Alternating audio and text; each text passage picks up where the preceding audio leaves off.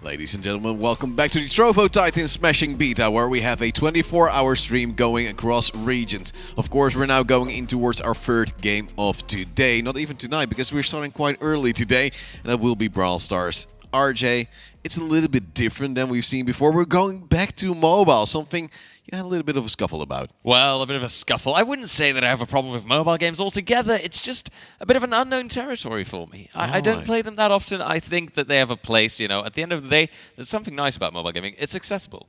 Everyone can do it, and I think that's a really nice aspect of it. Of course, let's have a look again at our schedule for today. We've already had 2 games, meaning Clash Royale and League of Legends. Now we're heading in towards Brawl Stars, going forward to PUBG Mobile, CSGO, and Call of Duty Mobile later today. Of course, to end things on a special day, you have a special event, and that will be none other than, of course, Fall Guys Titan Points Grand Final. The top 50 Titans will participate in a grueling match for an amazing amount of money. Fantastic opportunity to really just, I guess, put a nice end to the year.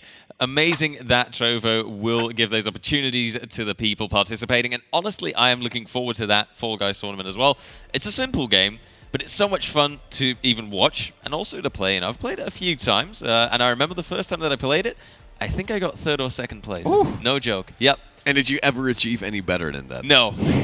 Obviously. No. Well, luckily, of course, we also have a great game going forward soon. That will be Brawl Stars, as said before. It is, again, a mobile game, and it is incredibly quick. Yeah. I've had or have seen some tournaments in the Benelux, the region we're from, and the producer always said, it's so fast, I don't even know what's happening. Of course, we do have 2 people that know what's happening, and we know one of them very, very well. Of course, our casters will be here. It's going to be Ready, Set, and Counterfeit, and that means we're going to have the experts at work once again. Well, Counterfeit, it seems like you're doing every game so far. Is this your favorite? Oh gosh, you're asking me to choose between my children here. I would say that, as RJ said, mobile, what we're seeing from mobile esports, we saw from Clash Royale, we're seeing from Brawl Stars as well, is they're not just accessible games, but these are, the teams we've got coming in today are extremely good teams. This is taken extremely seriously in an esports scene itself, and while it has got a blistering pace, the way it's navigated in that blistering pace, hopefully we'll be able to illustrate that for you guys, just how good these players are. Well, speaking of the players, Ready, Set, Go, perhaps, is there a clear favorite here? Are you guys maybe against each other? What do you think? I think Navi is a clear favorite in our upcoming match. Brawl Stars, I gotta say, is probably my favorite game though. I mean, I'm wearing my Brawl Stars hat today, and I'm ready to jump into the Brawl. This is gonna be an excellent and a fun day, and as y'all said, a very fast-paced one. This game does not give you a break for even a moment, so strap in, guys. It's gonna be an exhilarating ride. Well, of course, let's have a little bit of a look back at what we've seen so far in our Brawl Stars tournaments.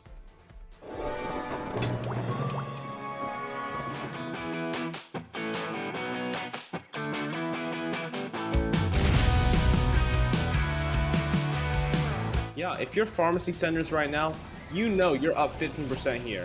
And all you have to do is defend. Just don't let them get past 90% and you're winning this game. 30 seconds left. Pharmacy centers is looking okay for the defense, but Cube has something to say about it. Or not, he's down. And Dark Angel is now going to probably go pressure on the left. Or not. Yeah, they just want to play the defense here and win in the last 18 seconds of this match here. Just got to get it down to under 10 seconds of game left, and then they won't be able to collect any more zone. But yeah, they are in. Wham's on the left side, trying to collect this zone at the same time. Oh my goodness, I think I spoke too soon. No way. Navi steals it. What? There's no way. There is no way. That is so incredible. They get good control down that corridor. Beck, though, is just not even going to let him get close to that ball to begin with. Pharmacy Center is pulling off the classic move once again. Beck goes for the kill. There's the pass, actually, but it doesn't go around the edge. Whams is going to have to somehow get this defense. And, wow, right before overtime at Navi, they put it in. And mirror is the opponent knows how to play better than you. But maybe not. It's 1-1 after just 30 seconds. What is happening? All right, I'll tell you I don't know what's what to happening. say. Let's just see it play out. Magic is happening. What on earth? Are you kidding me? Pharmacy Centers, just like that, they're able to pull off the comp. Well, of course, it did seem in this highlight video that Na'Vi was not really withstanding every pressure. Counterfeit, do you think this will be a close match tonight? I mean, you're right. It wasn't completely clean from what we saw from the highlight videos, but Na'Vi, they are a very, very proven entity here. I would be amazed if they don't make it to the finals. All right, that sounds like quite a clear preference. So your prognosis is maybe also Na'Vi then taking the entire win? I think that's not an unreasonable thing to think so, but we'll have to see. Semi-Final 2 has also got some very, very good teams in it as well, so I'm prepared to see some kind of upset here, but you're right, I think, if you look for Na'Vi, then most of the time you're going to find them at the very top. All right, boys, take it away and have a great show, and of course, do take a break for yourself in between.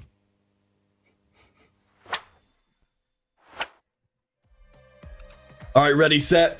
We are set up for some truly spectacular play here. So our first semi-final, Na'Vi versus Final Stand Esports. For anyone who's coming into this one fresh, maybe hasn't seen the Brawl Stars kind of esports scene before, why should they know the name Na'Vi?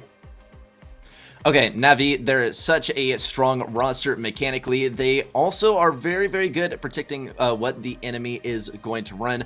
Of course, you're not able to see what Brawl is your enemy is going to be playing until you get into the game itself. And so you do play this mental game in the pre-game preparation phase where you're trying to tell what exactly they're going to run and how can you counter it and how can you cover all of the bases and see what is the most well-rounded team composition that you can go for. We'll probably see that coming up here. Let's get into the prize pool. Of course, we've talked about this all day long, and there are some fantastic prizes to be won here at Counterfeit. 1,800 euro for the grand prize, and not too shabby for 2nd through 16th place either. 2nd place still takes 800 euro home, 3rd through 4th, 400 euro, and respectable pricing for the rest of them too.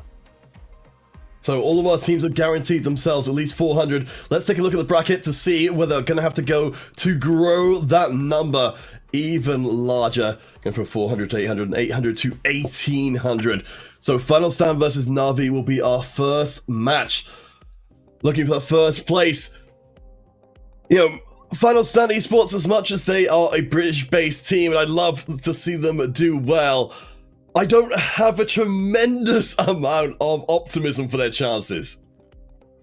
Yeah, unfortunately, I don't either. But hey, I mean, Na'Vi is a very well-documented team. They got a lot of footage to go by, especially from the World Finals. Let's get a look at the map pool and see if these are some maps that we also saw in the World Finals. Going to start off on Layer Cake, then Factory Rush, then Dueling Beetles. Should we need a break anytime, set number 4 and 5 will be on Safe Zone and Pinball Dreams. I'm liking Layer Cake for set number 1. I think this is going to be a good litmus test going forward to see the mechanical skills of the respective teams. Na'Vi, they probably will surprise the enemy with some tanks here, but otherwise it's going to be a good, clean sharpshooter match. Of course, we will have to get the bans out in order to accurately see how this match is going to play out. Yeah, I mean, we've certainly seen quite a lot of that, haven't we, with the when you're playing on bounty, you've got to make sure that you don't give up those kills without getting at least something back in return.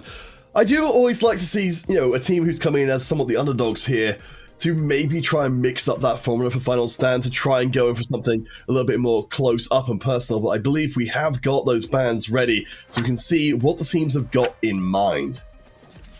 All right, and I love the suspense. It's killing me already. I want to see these first few bans rolling out. Lola is going to be our first ban. Definitely makes sense. She's such a powerful brawler at the moment. Not going to mean anything super specific for our upcoming games. Here's the Jean ban, which is an interesting one. A strong counter to any of those throwers. You're able to break some walls open too. I wouldn't say this is a strong opener for Layer Cake, nor would I say with the Meg ban.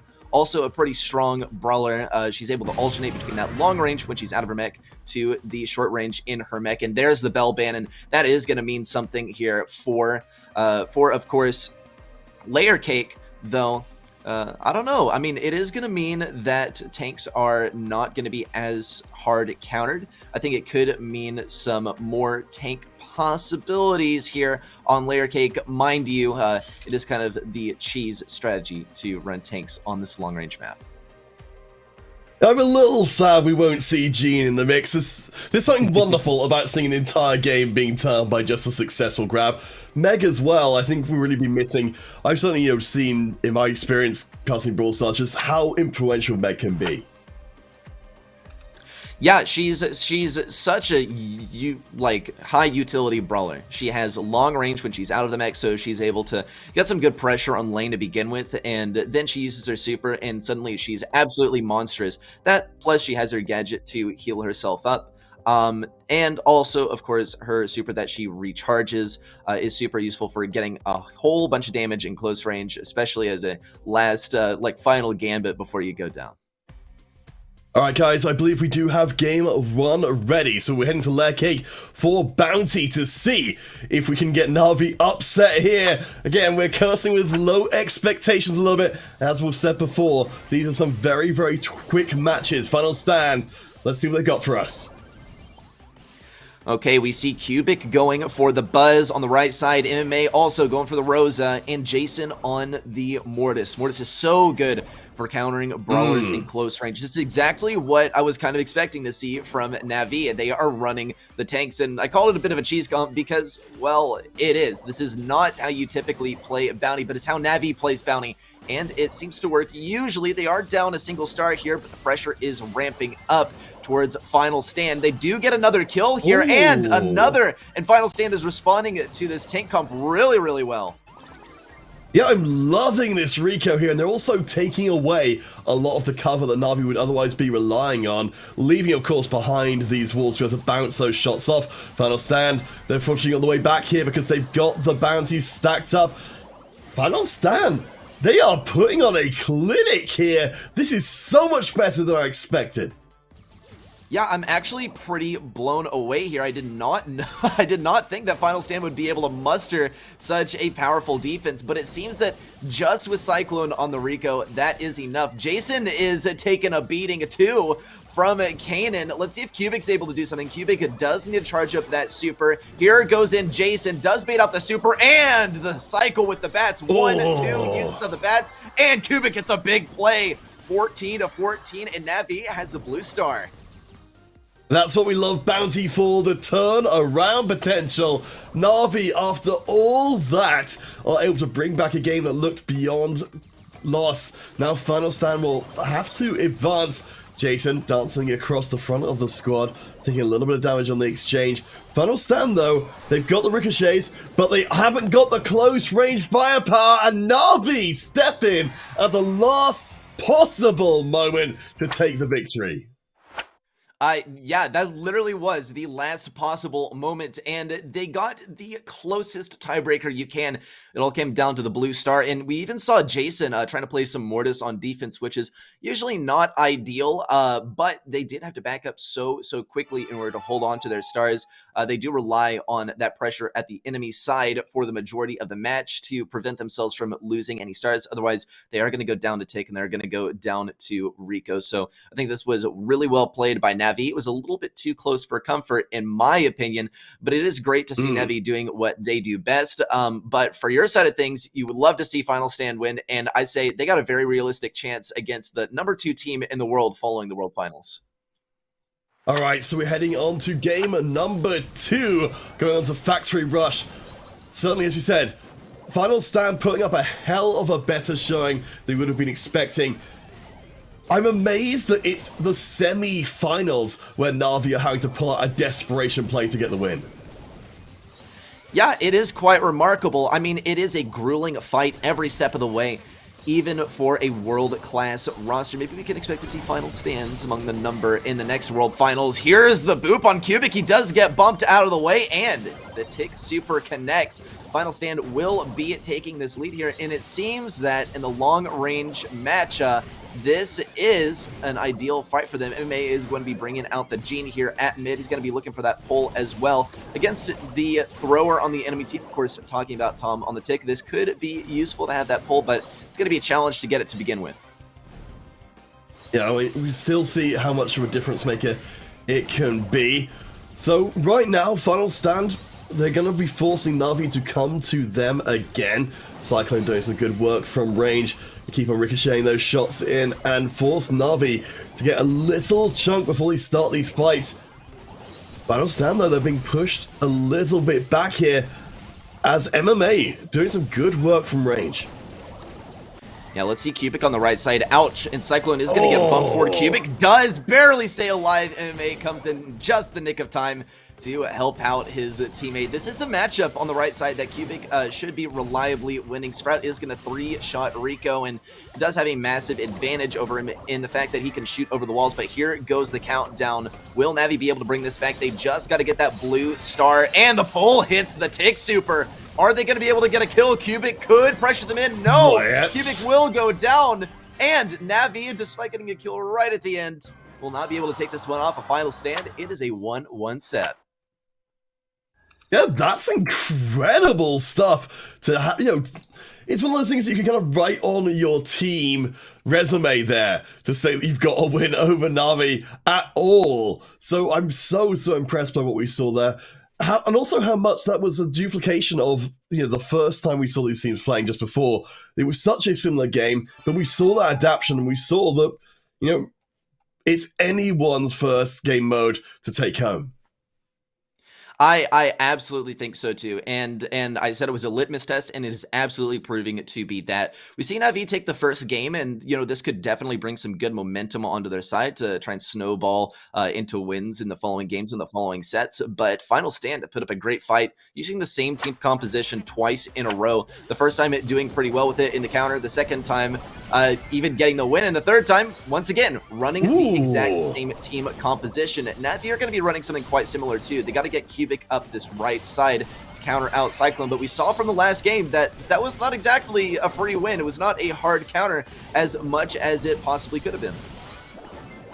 No, Na'Vi, they are still behind here, which is certainly going to push them into a position where they need to be a little bit more careful. Of course, we have got the Piper in the mix to be able to continue to poke all day long, but now Na'Vi have stolen away a lead for themselves, and you can see they are immediately moving back. They know they've got the advantage here. And Final Stand, I don't know if they've got the ability to get any of those stars back. Well, let's see if it is possible. Cyclone does have to push up on the right side here versus Cubic, and that is going to be almost an impossible matchup. Cubic also has that super ready to go to block off the lane, and Cyclone won't be able to do anything. There's a bouncy castle from Cyclone to keep himself alive too. Meanwhile, on the left couple of lanes, we're talking mid and the left, not a whole lot happening. There's the double up on the right side though. Final Stand picks up the kill. MMA with a good defense, and now Navi is in the lead after a couple kills for Final Stand and just one for Navi. Yeah, that's all it takes now, that single star to stay in the lead. Navi, they should be able to lock down Bounty if they can keep playing the way they have been playing. Final Stand though, they are not accepting defeat here. They charge in, Cyclone is dropped, and I think this has got to be a done deal. Final Stand, they've made the big play, but they just don't seem to have the tools to bring it back. Yeah, let's see if they can, though. Just a 3-star gap to close here. Cubic is going to lose that short-range interaction with Tom. He will go down 10-9. Final Stand could bring it back. Jason needs to dodge all these shots, and Final Stand are going to get that kill with Tom's mine right at the end. And they will be taking set number 1 as a result. So close, right down to the wire, but this is what we see in Bounty. Every second counts, especially the last ones. Those last few seconds when you're backed up against your own spawn, you're more vulnerable than ever in the entire game. Yes, apparently I was giving Final Stand Esports vastly too little credit here. They not only seem actually totally fine playing against Na'Vi here, but able to actually take the first game off of them, I think is so impressive. We have to see if they can continue to do that, because in Final Stand, this is potentially a name-making tournament for them here if they can get through to the next round. I completely agree. Navi, I mean, I'll keep saying it. They are a world-class roster. They took second place at Worlds. And here comes Final Stand to upset them, you know, working their way through Trovo Titans and now going to work their way through Navi, it would seem, as well. Let's see how things shape up in set number 2. We're going to be moving on to a different mode and a different map as well. Siege is kind of one of those modes that can go either way. It's going to be followed by Hot Zone and then and then Heist if we even get there. So these are all modes that could go kind of either way. We're talking 50-50 here. So I think this could be great for Final Stand, but it also would be great for Navi to bring momentum back on their side. We're going to be moving into Factory Rush for set number 2. All right, so Final Stand, they've had a strong start here, but it remains to be seen if they can continue on. Cycling it pretty aggressively, and Tom on the side will pick up a kill as well. Right now, Na'Vi have been focusing on picking up those bots. It will be a very early but very small bot for them. Let's see what it's able to do. Of course, these first bots are great for establishing that mid control early on in the game. You do basically get free mid control. Cyclone is going to try and set things up for an early retake. It's not going to happen though. Kanan though picks up the kill. Now he's got to tap Jason. Focuses on PUGB for even just a moment here. Kanan is really trying to be the jack of all trades here, and getting a bunch of damage across the board. It is going to open up the doors for Jason to pick the kill on the left side. And let's see what Cyclone is able to do on the right. It is looking pretty stalematey between these two teams here for the second push, as we are still on the same bolt count for two teams as well. Jason, though, wants to get up in the face of Final Stand. It is incredibly hard to stop. It seems like Na'Vi are going to get themselves in a second siege bot as well. Final Stand were only just behind, but they lost out a good quarter of their health the first time round. Now this is a double as strong siege bot. Yeah, and this is quite worrisome for Final Stand, as Navi has already gotten 4 bolts to their name as well for this final siege. Final Stand is going to have a realistic retake here. In fact, it is going to be a total retake. Navi completely committed on that last siege. They did not think that they would be able to get the win here for the final siege, and I think they totally could actually with 4 to 4 bolts. It's totally possible. Jason's going to pick up a bolt too here, but the seconds are running down. Final Stand is 2 bolts ahead, and the clock keeps on running down. We'll see if Navi's able to tie this up. If they do, then Final Stand won't be able to come back, and it's going to happen. Navi does have the advantage, 8 to 7. This game is absolutely going to be going to Navi, even with the tie, even the Final Stand bringing it to 8 to 8 in the final few seconds. This is a Navi game. They once more have the momentum on their side. And Navi, I think they look so comfortable here on Siege. Absolutely, that's all they needed there, was just to stall the game out longer. And yeah, no damage done at all by Final Stand. Certainly seems to be a bit of a momentum killer coming into the second game. Momentum killer for sure. This is great by Navi to bring it back, and I think honestly could have seen like a bit of an upset on the side of Final Stand. It was definitely frustrating to play as a Piper into the Mortis, and this is honestly not only a very, very smart pick by Navi, but also a big risk taken by Final Stand, bringing the Piper to a Mortis fight. When Mortis is available in the game, he's going to counter out all of those sharpshooters that are not viable in close range. This is precisely what we saw. The bell being banned means that there's going to have to be some other kind of sharpshooter, and I think this was very smartly played by Navi to force Final Stand to play a Piper that they were just going to counter out with a Mortis anyway. Yeah, I mean, Jason completely took control of the left-hand side of the map. Anyone who got remotely into close proximity was annihilated. Let's get into game number 2 here on Siege. Certainly, it wasn't the best start here for Final Stand. They will have to equalize here, or we're back to 1-1 in the series. Okay, Final Stand is going to be bringing out their own Mortis this time. It's a True Gold no-hat Mortis. Let's see if it's able to diff Jason on his lane. On the left lane, though, Navi is doing an amazing job. Level 3 Siege bot coming in for them. Of course, Kanan is going to escape with another bolt for Final Stand's bolt count. Hopefully it's able to get them a retake here for the second siege. Jason is not going to relent for even a moment here, though. There is the bat to keep him alive, and he's going to pick up yet another kill. That bot is going to connect with the Ike. Never, ever a good sign in Siege. Navi will be getting some percent for free. Also, Cubic with the wall break, too. That is going to make it so much easier for them to get subsequent sieges. Let's hope, though, that they can get this long-range fight done at mid. Well, there we go. We do have the Mortis work out pretty well there. Final Stand, I think they might actually finally be able to get in a siege bot of their own, and they're also in good position right now to pick up even more to make that stronger.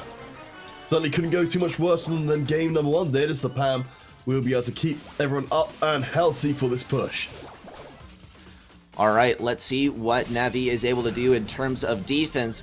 They do have a freshly respawned teammate, MMA. He's going to be able to pop that super and try and tank, but he's just not even going to waste it. He's going to let that bot get a few taps on the safe and go for the retake instead. Let's see if they're able to do it. They are only 3 bolts behind. Jason does go for the double bats, and he's able to get it, but he doesn't cycle out the bats once more. Tom is going to look quite vulnerable. There's more bats going on to Kanan. Kanan's going to pick up that bolt, though, but it doesn't seem like there's enough time or enough control for Final Stand to even tie this up versus Navi. Even tying it up would not net them a victory, but some bolts will be deposited. 1, 2. It's only going to bring them up to 6 bolts total. Navi will have this final siege, and unless Final Stand is able to do some crazy offense, this is a Navi sweep in set number 2.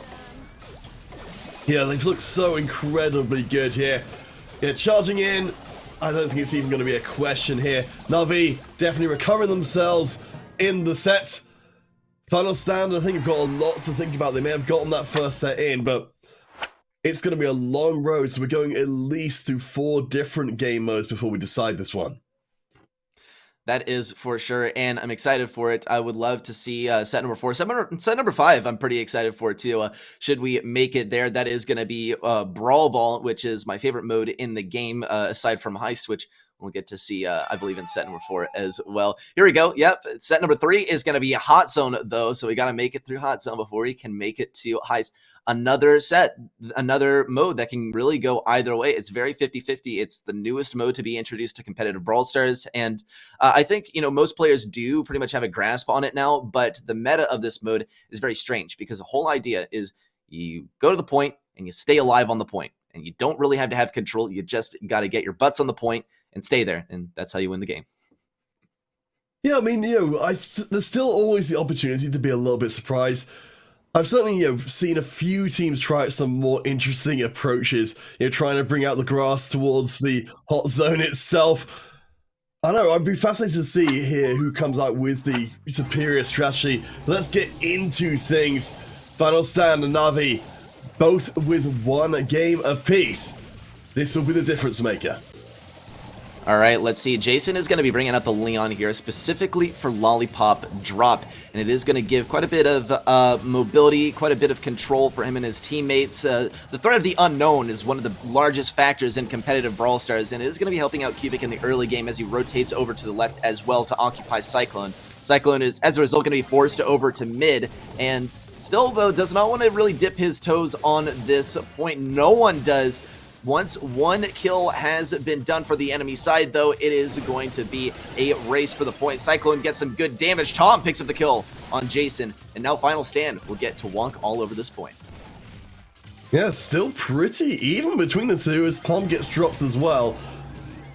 Final Stand, they've definitely got the regen advantage right now, as nice block off on the direct approach means that Final Stand will have to split themselves across. Cyclone does grab 1 back in. Final Stand getting aggressive, and they will be rewarded for their troubles.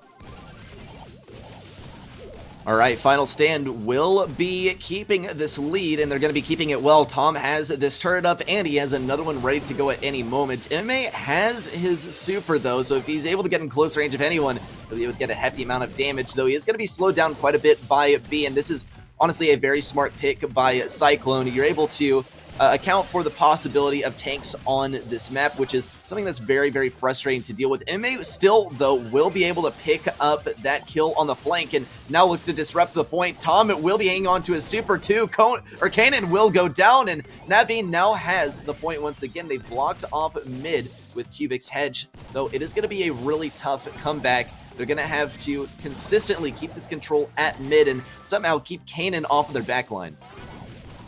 Yeah, I like what Final Stand have been doing so far. They've definitely got everything they need. Look at that raw damage. Na'Vi are annihilated, and this is not looking like it's even going to be close. Final Stand, really, really good play. Yeah, Final Stand have been doing an amazing job so far, and honestly, I think this was very well picked by them. Na'Vi, they picked a good set of brawlers. but they didn't make a good comp, in my opinion. It's like you have a bunch of good puzzle pieces, but you fit them together and somehow they don't make a good puzzle. And that is exactly what we saw, in my opinion. We have Sprout over here, which is a good brawler on its own, but Sprout is just kind of switching every which way with not really a clear objective, in my opinion. Though, if you ask me about Final Stand's comp, this is very, very targeted. They're running the Bee to deal with tanks. They're running the Crow to deal with the possibility of triple healers here. And I think it just covers all the bases. Now, had they gone against something more specific, something that had just been trying to operate at long range or had been going for any kind of wall break, then they would have been in trouble. Not the case, though, and it's not really Navi's style either. All right, let's get back into things again here on Factory Rush. We saw a very strong showing from Final Stand. It looks like they're not going to mix things up too much for game number 2. Navi, they really got the hurt in the first game, and they need to get this one back. Well, let's see. Jason will be picking up that B, and Navi, they're actually very, very good on the B, especially Jason up here, who's going to be taking the right lane versus Tom. This is a lane diff, and it's going to be tough for Tom to win this lane. Meanwhile, on the left side, Cupid, once again, will be running the Sprout. We'll see how it works this time, as Final Stand is also running the same comp once again. Navi does have a marginal lead here, and is going to be totally instrumental to that, and so will the Hedge. Cyclone's not going to be able to get line of sight. Kanan gets smacked by the super from MMA, and Navi will have control at this point. Yeah, I mean, this is what we were seeing from Final Stand last time around. Wiping out the enemy squad on the point lets you get such a massive advantage. Final Stand, they're going to need to do a similar job themselves if they're going to bring this one back, because Navi, right now, they're looking dominant. They're looking very, very dominant, in my opinion, too. Let's see if MMA is able to get something on the left side here, though. Tom will go down, but he will take down Jason in the process. Cubic, once again, is going to plug this hole at mid. Constantly throwing the Hedge there is going to force the enemy into 2 separate choke points, and yep, he's going to cycle it out once again. Though Kanan will get his revenge. I would be frustrated, too, if I were Kanan. And Cyclone will be picking up the kill versus MMA as well. 86% to something that's very, very low from the opposing side. We saw the exact same thing in the last game, except last time it was Navi who was having trouble in this situation. Yeah, Final Stand need to make up a lot of ground in this last minute. Navi are almost done. Cyclone taking out MMA early on, though, should buy them a lot more space to work with, up to 50%. This will be a hell of a showing if Final Stand can bring it back. Cubic gonna get taken down very low, but there is a trade. MMA down low gets the mech out as in comes the Crow. Out goes the Crow. Navi have got this one.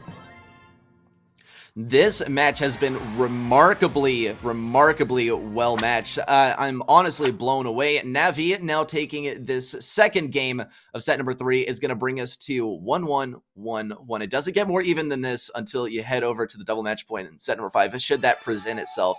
And honestly, I'm here for it. It's really tough to tell who is going to be bringing this one home. Final Stand has been putting up a really good fight versus Navi, and Navi is just kind of doing their thing too. They did it so much better in game number 2 than in game number 1, in my opinion. Same comp, but much different performance. Yeah, I do have to wonder, Navi, coming in with that history of extremely strong performance, you also have to wonder with the really accomplished teams if they're going to come in all guns blazing, because, for a team, you played at a world's level, you know that you can more or less beat anybody who's put in front of you, but Final Stand are proving that they have to still be aware this could still be an upset. I absolutely agree. Let's see what Final Stand does this time. They're going to be bringing the triple tanks, and Navi, well, they respond with triple tanks of their own. Main difference is going to be that they have Frank on their side. Cubic is going to be using the bushes to keep himself pretty speedy, and doesn't look like either team really knows that there's an enemy in the bushes. Cubic is going to go for the wall break and the stun, but no connection. Cubic is so low here, and they're the bats to finish him off. MMA needs this close range kill versus Cyclone, and they will succeed. Navi versus Final Stand now 2-2 at mid. MMA is going to be going for this slugfest over here. Tom gets stunned. This is a victory for Navi, and Kanan will be the last member remaining, but it doesn't even matter. Navi basically has this one locked down already. I really like the Frank here. When you're looking for area control, you can't do too much better when it comes to your tanks. You can see Kanan is doing their best, but they're really not getting much of an advantage here. Just like that, it's over, and Na'Vi move into the lead in the series. All right, Na'Vi in the lead. It seems like we are trading leads so far.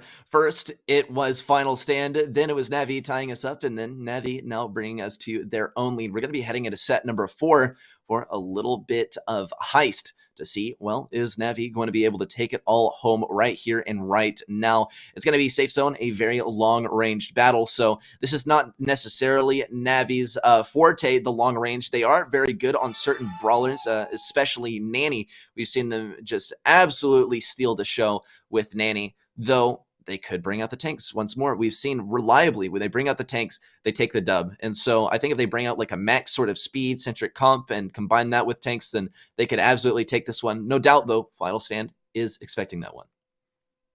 Yeah, I really like to see Final Stand trying to steer away from playing similar kind of picks into Na'Vi because, as you said, Na'Vi, they know their picks incredibly well. I think you really need to throw them off of their game, out of their normal pattern of play, and that's where you can find the surprise victories here. I don't think surprises happen if you're trying to run the same thing into what they're doing. Yeah, I completely agree. It's like playing rock, paper, scissors, and you pick rock 3 times in a row. Like, okay, maybe you can make an argument that, wow, I would be really surprised if you ran rock 3 times in a row, but I would be surprised because that's a really poor decision. So, yeah, and sometimes Brawl Stars can feel like a little bit of rock, paper, scissors because you don't know what your enemy is going to play before you head into the game, and you can either run a hard counter or, you know, you can play the counter to the counter or, well, just play something normal. And it looks like we are going to be playing something normal here on Safe Zone. PUGB will be running that Rico over here on the right lane. Those walls are going to be broken down by the opposing Colt. Same exact thing's going to happen on the left side, so this could actually be an advantage for the Colt in the matchup. We'll have to see, though. MMA, as I mentioned, is going to be running that Nanny, and Nanny is pretty much always going to win that matchup versus Piper. Let's see how Final Stand are able to manage this slight mismatch at mid. Yeah, I really like Nanny here, just for being able to find angles that other brawlers can't. But Na'Vi doing a really nice job there of getting the damage in from range. Na'Vi pulling behind early on. Final Stand have to win this or they are out. Remember, any team that wins out here in the semifinals doubles their money and has a chance to go even further and call themselves champions. Right now, Final Stand, they've got themselves where they want to be early on. Timing outside, trading kills across. That's a good amount of damage being done, and Na'Vi are only just starting to get back any damage of their own.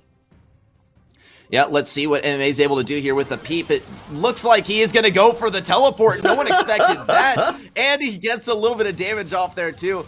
That is just so amusing to me when Nanny runs the teleport. Nanny's pretty much always going to be running return to center, and then the teleport just comes out of nowhere and no one is expecting it at all. Final Stand was all hiding. None of them wanted to tank that shot. They all knew that they were going to die. Here comes MMA, though. He does have to win this matchup at mid. He is going to do so handily, 2,900 damage by connecting all 3 portions of Nanny's attack, and that is going to consistently win over Piper. Though down goes PUGB on the right side, MMA has to keep up control at mid here, though it doesn't look like Na'Vi really has that much control. They do have some really strong individual brawlers, but as a team, Final Stand is taking the cake so far. Yeah, I really like what we're seeing here from Final Stand. I mean, as you said, Na'Vi go for the teleport play. I think that is good for a little bit of, like, ping damage, but right now, Final Stand are so far ahead, it's untrue. So fundamentals against slightly more gimmicky play, Na'Vi paying the price for it, and it's not even going to be a little bit close. They have got some good damage back in. Holy moly! Surely not. 3, 2, and 1. It's a lot closer than it should have been, but Final Stand still take it. Wow, that was so close there, and honestly, I think the difference there at the end was made with the Rico v Rico matchup. We saw Na'Vi, they were just trying to get Rico's super, and they were not able to. The dodges were just too strong from Final Stand, and that was what made the game. At the end, you saw there was just a 7% differential on the safe, and a Rico super could definitely deal that 7%. had it arrived, and no, denying the super from Final Stand, and that made the game. So Final Stand, they are going to be sparing themselves from the match point, at least for now. Should they concede the next game, it's going to be a match point for Navi, and it never feels good to be in that situation, but what we've seen is that Final Stand, they are no team to back down from a challenge. It doesn't matter if their opponent is number 2 in the world. They are unfazed. Let's see how game number 2 goes.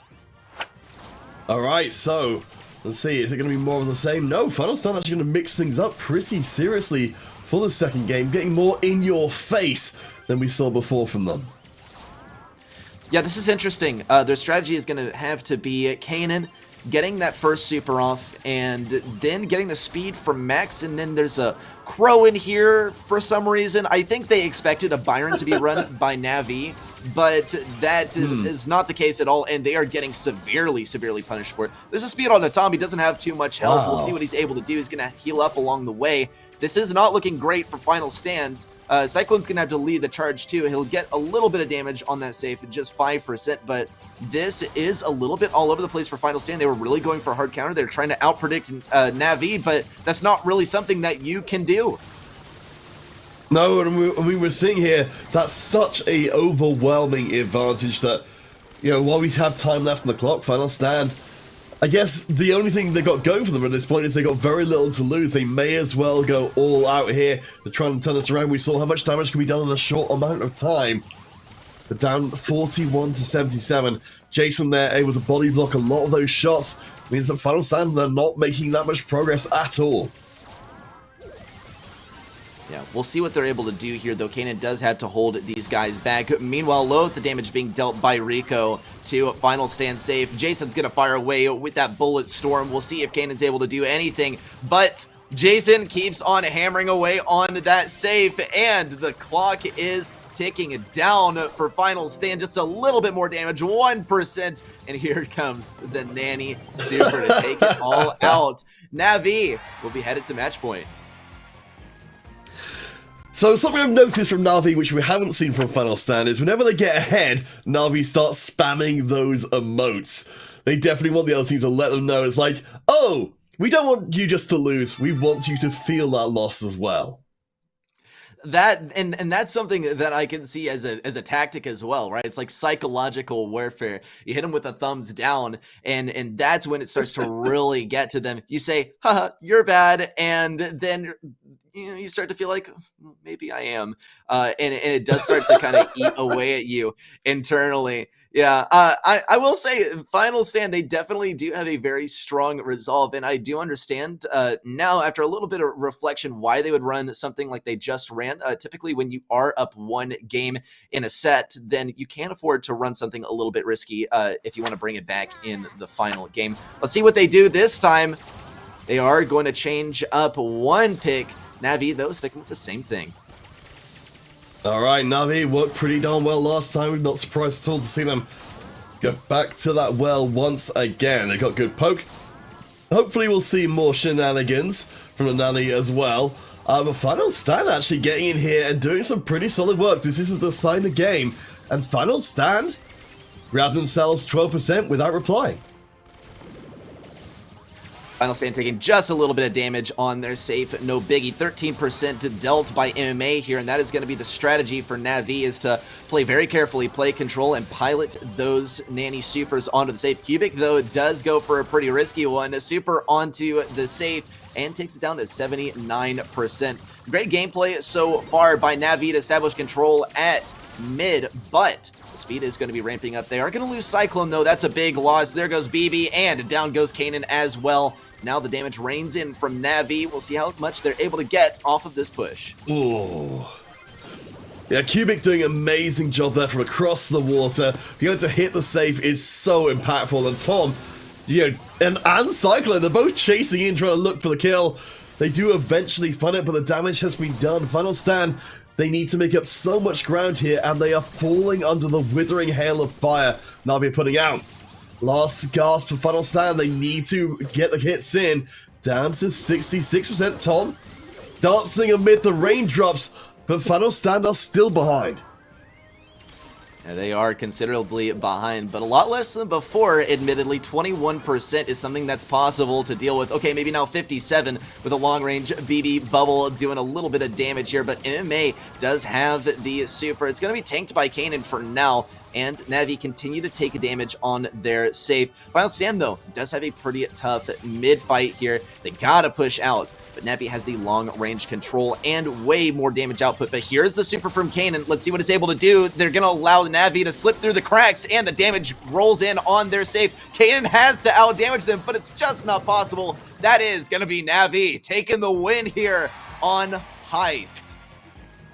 So we started to doubt them for a little bit, but doubt no longer. Navi, I honestly didn't expect them to drop a map here, but still, all credit to Final Stand for managing to do something that, you know, is amongst the top tier of teams. But Navi, they have officially doubled their money there in our grand finals. Hopefully, we'll continue to see them go from strength to strength. Well, let us get an update on the bracket. Of course, Navi with a 3-1 over Final Stand Esports. They have earned their spot in the grand finals, which does leave, of course, the decision of who their opponent will be. It's between Cité Tempo, Supremacy, and Cuda Latu. So we'll have to see what that matchup yields for a potential grand champion. And of course, we're looking to see, you know, if we see some sparks of brilliance here from either squad that show they can take Navi down in the grand finals itself. As we saw in our previous games, you know, you need to be extremely dominant at this stage of the competition to come into the finals with a solid shot at actually winning the whole thing. I totally agree, right? You do have to get that kind of warm-up in, you know? Can't be coming off of the heels of a loss and then expect to have a great time in the finals. Admittedly, though, you know, sometimes we're playing Brawl Stars, not just playing Brawl Stars, we're playing Brawl Stars against our enemy. And I would definitely tell you that Navi is gearing up for a potential matchup versus Cité Tempo Supremacy and have prepared accordingly. Let's see, though, how this other matchup is going to go. It's match number 2, and we're going to be starting off on Pinball Dreams for set number 1. Set number 2 on Hard Rock Mine. Set number 3 on Dry Season. We did have to break some ties last time, Counterfeit, and this time it's going to be on Split and Pit Stop. And of course, you said you're a big fan of the Brawl Ball. I am as well. It feels like such a great place for teams to show off their creativity. And it's such an explosive game mode as well. I totally agree. And I want to see what these bans are too, so we can gauge how this match is going to go. Pinball Dreams is one of my favorite Brawl Ball maps because you are able to get some nice trick shots, but it also does post some interesting matchups on the lanes. Predictable. We do see the Lola ban. She's probably the most powerful brawler in the game at the moment. Then there's the Jean ban as well. And, well, here's the Meg ban. We got one more ban left, Counterfeit. All right, what's it going to be? Yeah, Belle, as we saw before, you know, this is exactly what we expected coming into this one. Of course, we'll be looking to see who can dominate from the very beginning here and try and establish themselves in the semifinals. You know, again, we were surprised that the first semifinals did go all the way to 4 maps, ultimately. We could even see 5 here. I think so too, right? We got to see a nice, clean, even matchup. So we'll see when we get into the game how exactly that's going to pan out. You saw the bans. Belle is banned out, which opens the doors for some tank play. Jean also banned out, I think means that we're going to be seeing some throwers, and on Pinball Dreams, that means that we're going to be seeing the Barley matchup on lane.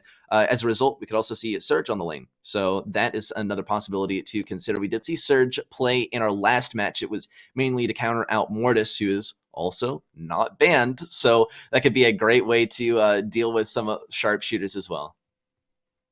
Yeah, I mean, I love being in any game when Mortis is still, you know, roaming around causing trouble. Let's get started here for our first on-stream game of Brawl Ball. Okay, well, not what we expected at all in terms of brawler picks. Let's see what Trick is able to do on the left side versus Guille. There's a stun from Guille. Trick cannot do anything. And Guille gets to roam around the left side over here. Yoshi dashing forward. There's a pass in from iChaos, and Guille will be able to walk this one in handily. Cité Tempo Supremacy already leading by 1 goal here. Let's see what Guille is able to do with this super. There's a ton of damage and good teamwork on the right side. Chertonok will be feeling the pain, but he will not fall. It's down to iChaos and Guille to work together on this left side to establish some control. A nice Sandstorm from Kiro Latu is going to provide them a push up on the left side. Trick also has the super ready to go. Guille, though, does as well, and Trick cannot make this a one-man mission. Up on the right side, Yoshi still providing pressure versus Chertnock, and Soy Debresa has to provide this long-range control at mid as well. There's a super in from iChaos. Trickshot having some tough fights over here. Kyurulatu. Oh, it looks like they will almost have that trick shot go in. Cite Tampo Supremacy, though, won't get it in just yet. Yeah, good respawn timing to get back in place, but so much of this terrain is getting torn up and thrown away. It's almost like we're into overtime straight away. Supremacy in a really great spot to pick up that second goal. You know, they're clearing some space of their own, but the goal is still not open for them. Okay, once more, the super in from Chertnock, and an attempt at a stun there from Guille. He just has to provide the control around this ball. Now it's all down to Yoshi to do something here. He does manage to grab the ball and toss it out, but it just provides an amazing opportunity. A layup for a Trick, and Kyurulatu are able to put this one in. Amazing teamwork there from our home team. Passing between each member of the team, it is an amazing way to show off your team synergy. This is one of the reasons why there's so much alike here in Brawl Ball. Such a great opportunity as the shot is blocked. Supremacy unwilling to lay down here. It's one goal apiece. It doesn't look like you are going to be able to make any progress up as they're actually being pressed back. You can see the Frank very low already. I think maybe even being kept alive intentionally as we are now in overtime. We've got 1 minute left to see the goal. There's a knock away and Supremacy make it look extremely clean. Amazing stuff there by Cite Tampo Supremacy. I will say, we did see some clean plays from Kyurulatu. I will say, the passing between all the members of that roster completely blew me away. I did not see it coming from even a mile away, but in the end, Cite Tampo Supremacy reigns supreme. Good stuff for them for game number one. Certainly the expected outcome coming into this one. But once more, we said this in the previous matchup versus Navi that winning a game or two, or especially a set, could be a career maker here versus such a stacked roster. Kyurulatu is playing versus the former AQM roster that went to Worlds and made it to the semifinals. The only player lacking from Cite Tampo Supremacy is going to be Lena. He's not going to be playing today, so that is a pretty key player from the roster missing, but still, this is a very strong roster nonetheless. Yeah, I mean, we see so many teams, I think, particularly sort of specialize in that overtime play as well. Because you can always guarantee that if you can just lock the game down for long enough, you will end up in overtime. And if you've got a set play like we saw there in the last game, which is very hard to deny, then you've almost guaranteed yourself the win. Yeah, and when you get into overtime and you just have simply the better brawler matchup as well, if you have longer range, then you're statistically going to take that one as well. And I don't know if that was necessarily the case from Cite Tampo Supremacy. I don't think, had the better matchup. I think Kyurulatu, they had the Sandy, and Sandy has so much range and so much speed to work with. They are going to be running it once again. That is a pretty good brawler. Here's the deal, though. Yoshi on the stew, pretty much unstoppable, and he has so much mobility. He's going to be able to dodge out a lot of the attacks, and Kyurulatu are going to do a good job of pushing up on the left side to start things off, but there's the super forward, actually, by Yoshi. He does a double chained dash backwards. Once more, he's going to be able to dodge out that super, but it doesn't even matter. Trick wants to put this in. Cite Tampo Supremacy with a great defense. Let's see if Kyurulatu are able to get it in, though. Yeah, it means, though, after all said and done, the Supremacy, they've lost a lot of their blocking terrain there, so they've got to be aware that any time that they haven't got their formation set up, Kyuda are going to be able to walk in and just punch that ball through, get themselves the first one. I think just having that terrain removal is so important here in Brawl Stars if you're looking to try and get your wins before overtime.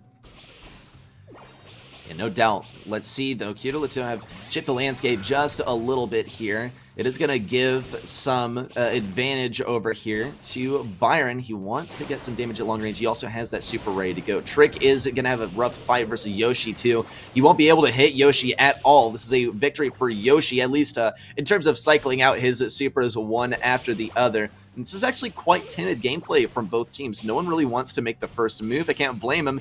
Guille is probably going to lose this matchup versus Tricknock if he gets in close range, just because of the Brawler matchup. He is going to bait out a couple of attacks, though, and iChaos is almost single-handedly going to get the kill here. Guille finishes it off with the teleport, and now Titans Points Supremacy could totally get the goal. Yeah, the Frank, of course, very powerful, but very slow as well. Supremacy look like they're actually going to try and buy themselves a lot of space here, as they seem to be having their mind to just take out each one of the Cudas as they spawn in. Trick is going to be chewed through, but that Frank is so incredibly tough to take down. Supremacy, I think, are going to have to give ground. Yeah, looks like they are Tempo Supremacy. They keep on backing up. Trick has the super ready to go. He knows that Guille is just going to use his super to jump over it when it does arrive. Maybe he can fake out Guille, but it doesn't look like he's going to go for it. He's going to wait for the timer to expire and then move from there. But once again, we find ourselves in the pretty much the exact same matchup for Q2. They're not going to be able to get that consistent damage at long range. So it's just going to come down to whether Byron can heal up enough. Trick wants to toss this one forward. There's the noise cancellation. Trick was able to walk it all the way forward. Amazing heals from the side of Q2, and they'll be able to take a game off of Tempo Supremacy. So coming into that one, we expected to see Supremacy be the ones to win it in overtime because, again, we saw before they knew how to put together that play, but I think not having the Frank themselves, I think it's so influential in Brawl if you've got a brawler who can just shove their way into the goal. If the other team don't have a way to stop you, then you're pretty much guaranteed, especially on overtime, that it's just going to be a done deal. You know, no terrain to block you. If your brawlers can't do it, then it's just over. Yeah, and that was actually very, very surprising to me. Frank barely got to that goal with enough health to slide it in there right at the end. He wouldn't have been able to walk it all the way. He did have to do a little bitty kick there into the goal right at the end, and it does go to show how close that play was. But also, I mean, Tempo Supremacy, their judgment was almost spot on. It was just a tiny bit off. They thought they would be able to defend it in time, and they barely weren't. And they'll have to consider that one as we head into game number 3. Trick is once again going to be on that Frank. This time, though, Guille is really going to give it to him. Lots and lots of damage rolling in on Trick. Tricknock is going to try and finish off Guille here. He's not going to be able to get the range, and Yoshi finishes off the kill. Tempo Supremacy now to lock down control around the goal. And holy moly!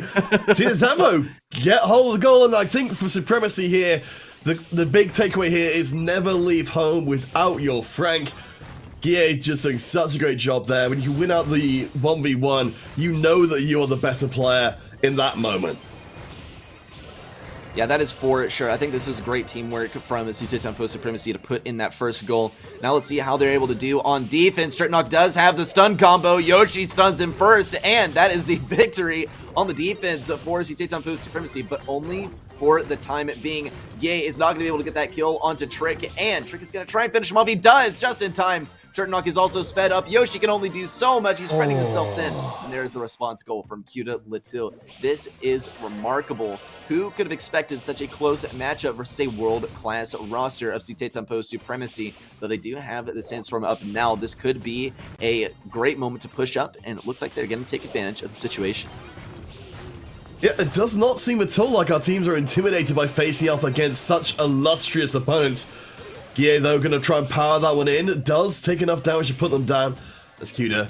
Make sure the ball stays well away from their goal. It does seem like we're looking at another overtime situation here, so maybe we get another Frank just walking it in. Guille, so much health, but getting chunked down pretty quickly. Trick is almost dead as well. Then we'll get a chance to regenerate a little bit 30 seconds before overtime.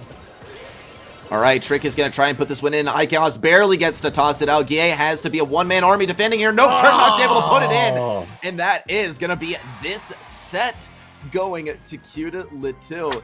This is huge for them. Not only taking a game off of these guys, but taking it 2 games and then an entire set as a result in Brawl Ball, no less. What is supposed to be these guys' premier mode.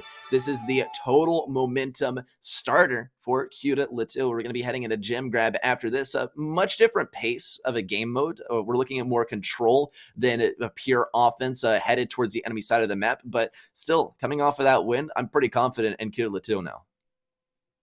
Yeah, I mean, I think they really showed up for us there. They showed us that they are another team that's got to be seriously considered. Of course, we did see this in our first semi-finals. It wasn't a clean sweep for either side, so there's still a chance for a surprising comeback, but that was so close. I do agree with you, though, as we head on to Hard Rock Mine. This will be a chance for Citampo Supremacy to show us what they're made of.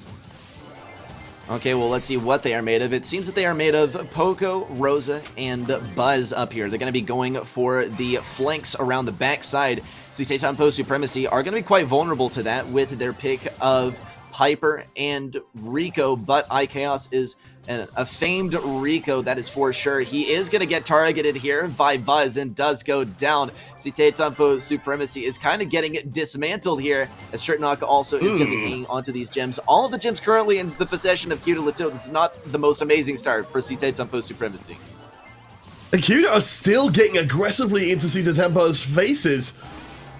This is really impressive stuff so far.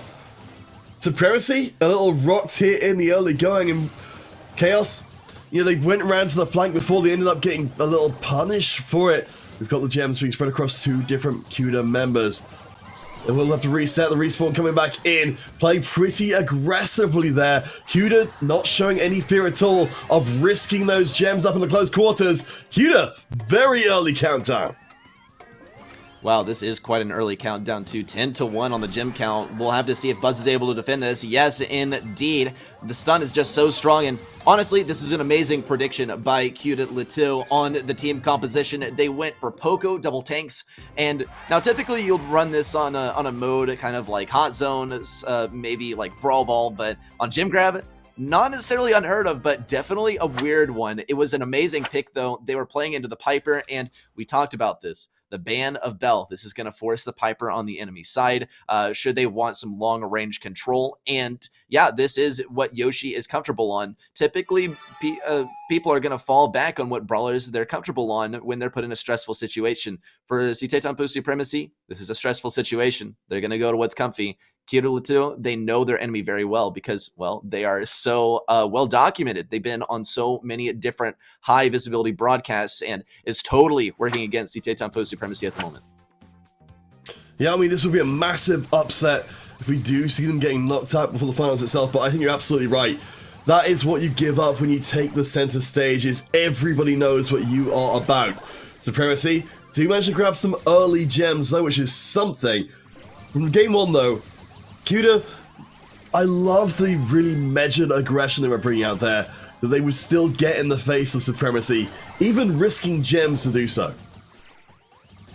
Yeah, this is an interesting comp as well from Q2. They are running the 8-bit now. Citampo Supremacy running the 8-bit mid as well.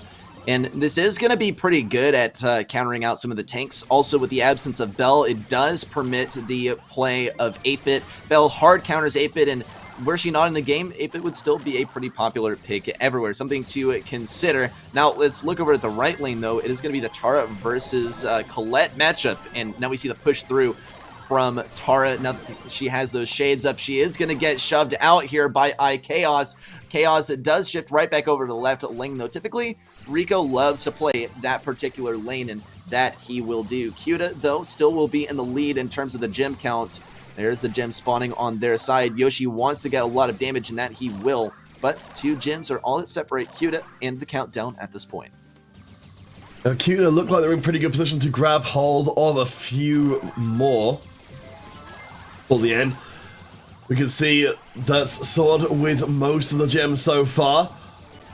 Just needs that one more. They are being pressured from both sides, so this is going to be a pretty big ask to hold on to gem number 10, but they do it. Q2, this will be such a big win for them here, and I don't know if Supremacy have got the ability to push forward. They're going to try anyway.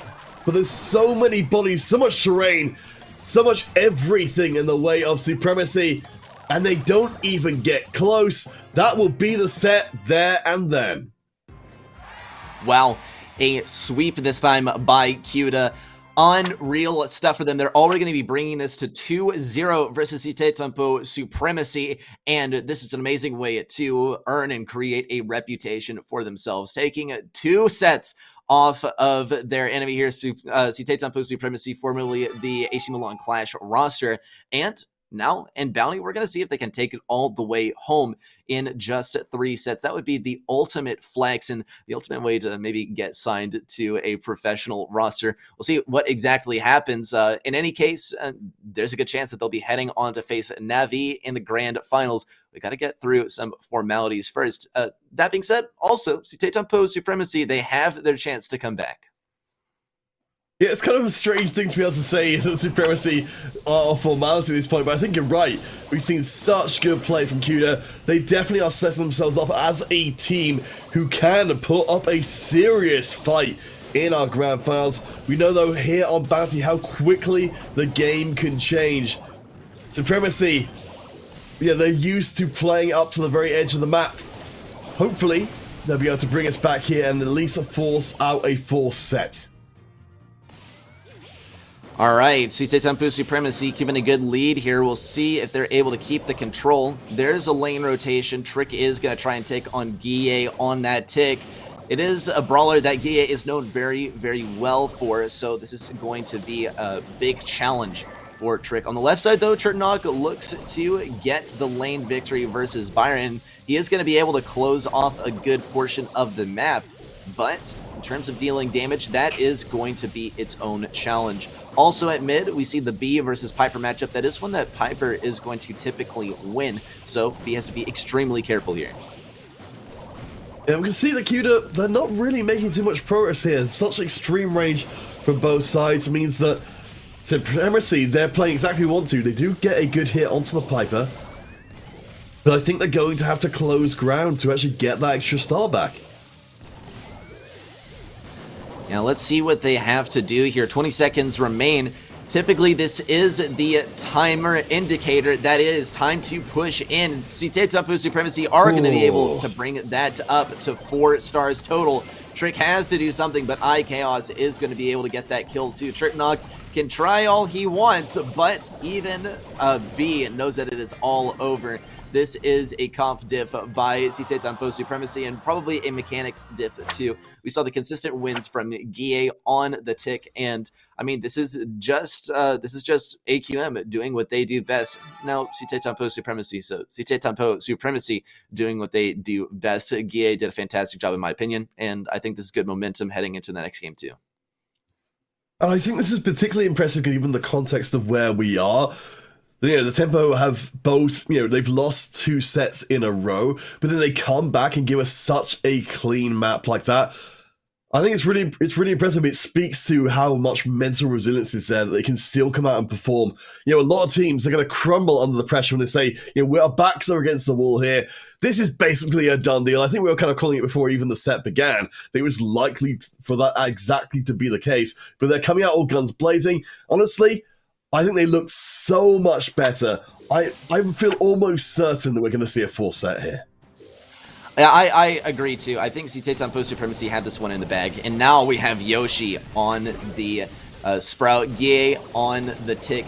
We saw from Cuda that they were, you know, not too shy about running that Sprout in the tick. This is actually quite shocking to see. Chertnog is going to be able to diff Yoshi on the Sprout lane, which is almost unheard of. Yoshi is known for playing Sprout. He's probably the best Sprout in EU, but that is going to be challenged by Chertnog over here. Tempo Supremacy is trailing by 1 star here. They do have the blue start, so that could break some ties should that situation present itself. But in the meantime, they got to get just 1 kill here. We've seen how hard it can be to get that. For Supremacy, you know, they may well have to try and go all in to turn it around, which, as we saw in the previous match, you know, going all in is either going to swing the game one way or the other. That is a total game changer, and sometimes the game decider, as we saw in our first match of the day, it breaks those ties no matter how close they may be. Let's see what Chernock has to say on the right side. He is versus Yoshi once again, does get some damage. Good dodges versus Yoshi too. Yoshi is one hit. What on earth is happening today? Titan Supremacy is crumbling towards Cuda now. Let's see though, with just 25 seconds left on the clock, Cuda could maintain their position here and bring us to a match point. We'll have to see what Titan Supremacy has to say in the final few seconds. Yeah, we've seen this is the time when it all comes in. Gear getting very aggressive, but they're almost gone. They are gone. And maybe I spoke too soon with saying this is almost a done deal. Supremacy looks so good in game number 1, but Cuda come back even stronger. They absolutely did. This was great stuff from Cuda with really the same composition. The main change happened on the opposing side of the arena. It was Titan Supremacy that changed around their strategy, and that appeared to really work against them. Yoshi on the Sprout is usually completely stealing the show and going ham on the opposition. Now it is the exact opposite. He is the punching bag for the enemy team and did unfortunately fold a couple of times on that right lane, and that really hurt Titan Supremacy throughout the game. He could manage to bring this back in the next game. He could shape up, or he could change to a different brawler, but this is the comfort pick by Yoshi, and it's not working out at all. Let's see what the Piper has in store for them. Well, this is a bad situation. This is the absolute 110% counter comp by Cuda. They have that blue star. Now they just got to sit back and relax for the rest of the game. They have the Mortis to counter out both of the sharpshooters plus Tick. This is almost a GG for Titan Supremacy. We'll just have to see how they handle it. They're getting in really aggressively there, and absolutely spectacular stuff. Super will get the kill back in, and Cuda still with the lead. Trick though, an absolute monster on the flank, but still dropped as well. So when it all is said and done, Supremacy actually get the advantage there. They've got the tiebreaker as well. Oh man, this is not looking great for Cuda anymore. Titan Supremacy have really brought this one back with just a couple of stars in the lead. 1 minute left on the clock for Cuda to bring this one back though, and as we have already seen before, in those final few seconds is when the tank comp becomes most powerful. You push in without even having to consider what is going to happen when your enemies respawn, because you just don't even give them enough time on the clock to respawn. Cuda know that it is time to push in at least once though. There's the stun onto Yoshi, and the heals are so strong from the side of Titan Supremacy. iChaos is doing an amazing job, and Cuda Latu are going to find themselves even further in the hole than before. Wow, this is not going the way we remotely expected. Cuda been kept at bay. They will go in again anyway. Time is starting to run out. Sword does at least get the kill back in, but it's going to get trended across just as quickly. Yoshi sitting on a big old bounty gets exploded down to these final few seconds. But it's not going to happen. Supremacy, unless we get one more kill, they're going to stay in the series. Charging in once more, and it's Supremacy with the win. That is going to bring us on to set number 4. Titan Supremacy will stay alive once more. This was a great a bit of defense from them right towards the end. We almost saw, actually, Cuda get that last kill. They just needed 3 stars. Here was the deal. Is Yoshi had the super, and they would not be able to push in, and Guille knew that so well. Guille was right underneath Yoshi, saying, please protect me with your super, just keep him away, and it totally worked, and they even managed to pick up a couple of kills together there at the end. So great stuff there from Titan Supremacy. We're going to be headed into Hot Zone next. This is totally a mode that can go 50-50, one that's really reliant on momentum too. So for Titan Supremacy, this is looking pretty good, but honestly, I think they could once again get surprised by Cuda. Yeah, I mean, we've seen it. It's so incredibly swinging. You just get those players coming in. How quickly a team can just camp all over Hot Zone and get themselves tons of points. We are on a 2 Hot Zone map, though, which means we should be seeing a pretty even performance. Supremacy, though, they get 2 on the site. Cuda will have 1 on the other. So Cuda remain in the lead. And once more, we see Yoshi on the Sprout on the right lane, and typically this does mean a victory for Yoshi. We saw from last set, though, that's not exactly the case. Here's the jump in from Cuda. They're abandoning post just to go for Yoshi. What is this? They are going to also allow Titan Post Supremacy to close the gap just a little bit on the left side, but no real concerns here. Turtnock jumps in once again. iChaos is going to go for it. He does have the counter versus a tank, and it is going to net him a victory, at least for now, on this lane. There's pushback, though, from Gale. Guille still providing control on the left side. It is very, very close between these two, but Titan Post Supremacy will be able to bring this one back in their favor as he closes the gap. Now going to match Cuda on 64%. Supremacy? It's such a close game here. I'm loving the way we're seeing it. Really like having the two zones as well, because it really gives the teams that tactical flexibility. And I think we're seeing a lot more of that from Cuda. We're seeing Supremacy going for fundamentals. Cuda, they're trying to mix things up. Supremacy have the lead right now, but not for much longer. Both sites being controlled. Good jump across with Jednock. We're going to the end time here. If Cuda can just stay alive on the point, they have this one. It's going to be close. Cuda, they get it. Unbelievable. You know, I was watching the entire last game was Trick. Amazing Frank plays consistently on that right lane. It was 2 stuns in a row, and then it was the stuns being chained together, and then Yoshi tries to challenge him, and then there's a stun on Yoshi, and man, it was unbeatable on the right side. And I'll keep a keen eye on him next time too, because for me, he had my attention the entire last match. On the left lane, though, that is where the game ended, and it was such a close one too. I believe 100% to 94 does not usually get any closer than that. And with that, the score is also going to be brought once more to a match point. So Titan Post Supremacy are going to have to fight their way out of this one once again. I love what we're seeing from Cuda, though. It felt like they had such a better grasp on how to play this. It was so much riskier to be switching between points continuously. Now they're actually going to take control of both points from the very beginning of the game. Yeah, this is going to be Cuda once more bringing something that they know can deal with Titan Post Supremacy, though it does all come down to how they're able to execute it. It's a Colt B strat, and this is a pretty common one on Split.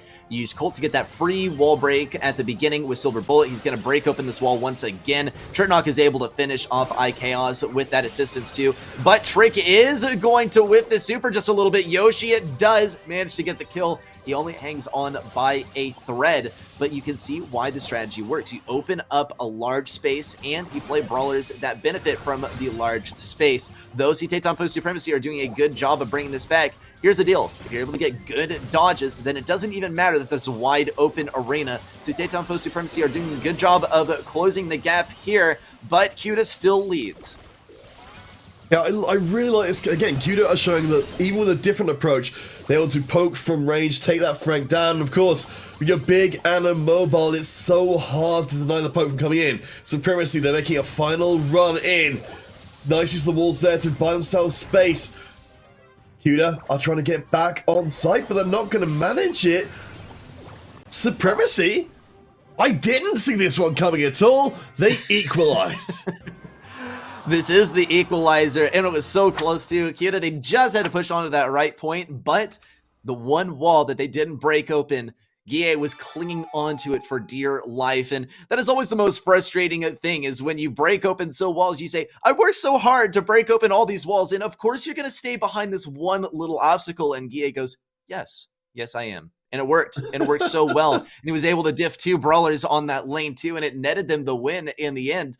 And it was simply great gameplay from the side of Titan Post Supremacy. A great response from them, and a great way to play against the counter. And we are going to see Cuda shifting away from that strategy. Now Titan Post Supremacy picking up L. Brown over here, one of my favorite skins in the game, and it's always a pleasure to see.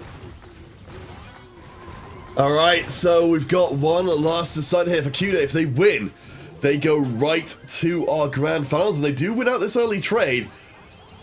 I like before from Cuda, they were trying to deny access to that second site.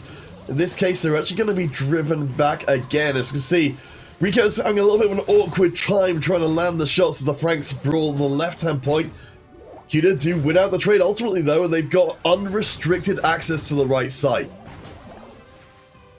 Yeah, Chernock is hanging out over here, though. We'll see the jump in from iChaos, and then the next jump in, this time from his super, and there's a suplex supplement. Always a fun one to see. Let's see what he's able to do at close range. There we go, a kill onto Gale. Trick now taking a beating here, too. See, Post Supremacy, they are not backing down yet, but Chernock has something to say about that win on the right side, win at mid, and he is sitting high and dry on the right point.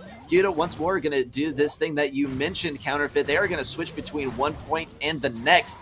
And they have to defend 2 points at once. See, Post Supremacy are going to win this right side, and now they just have to defend the left for the remainder of the game, but Kuda takes the lead. They have to somehow be forced off of 1 point or the other.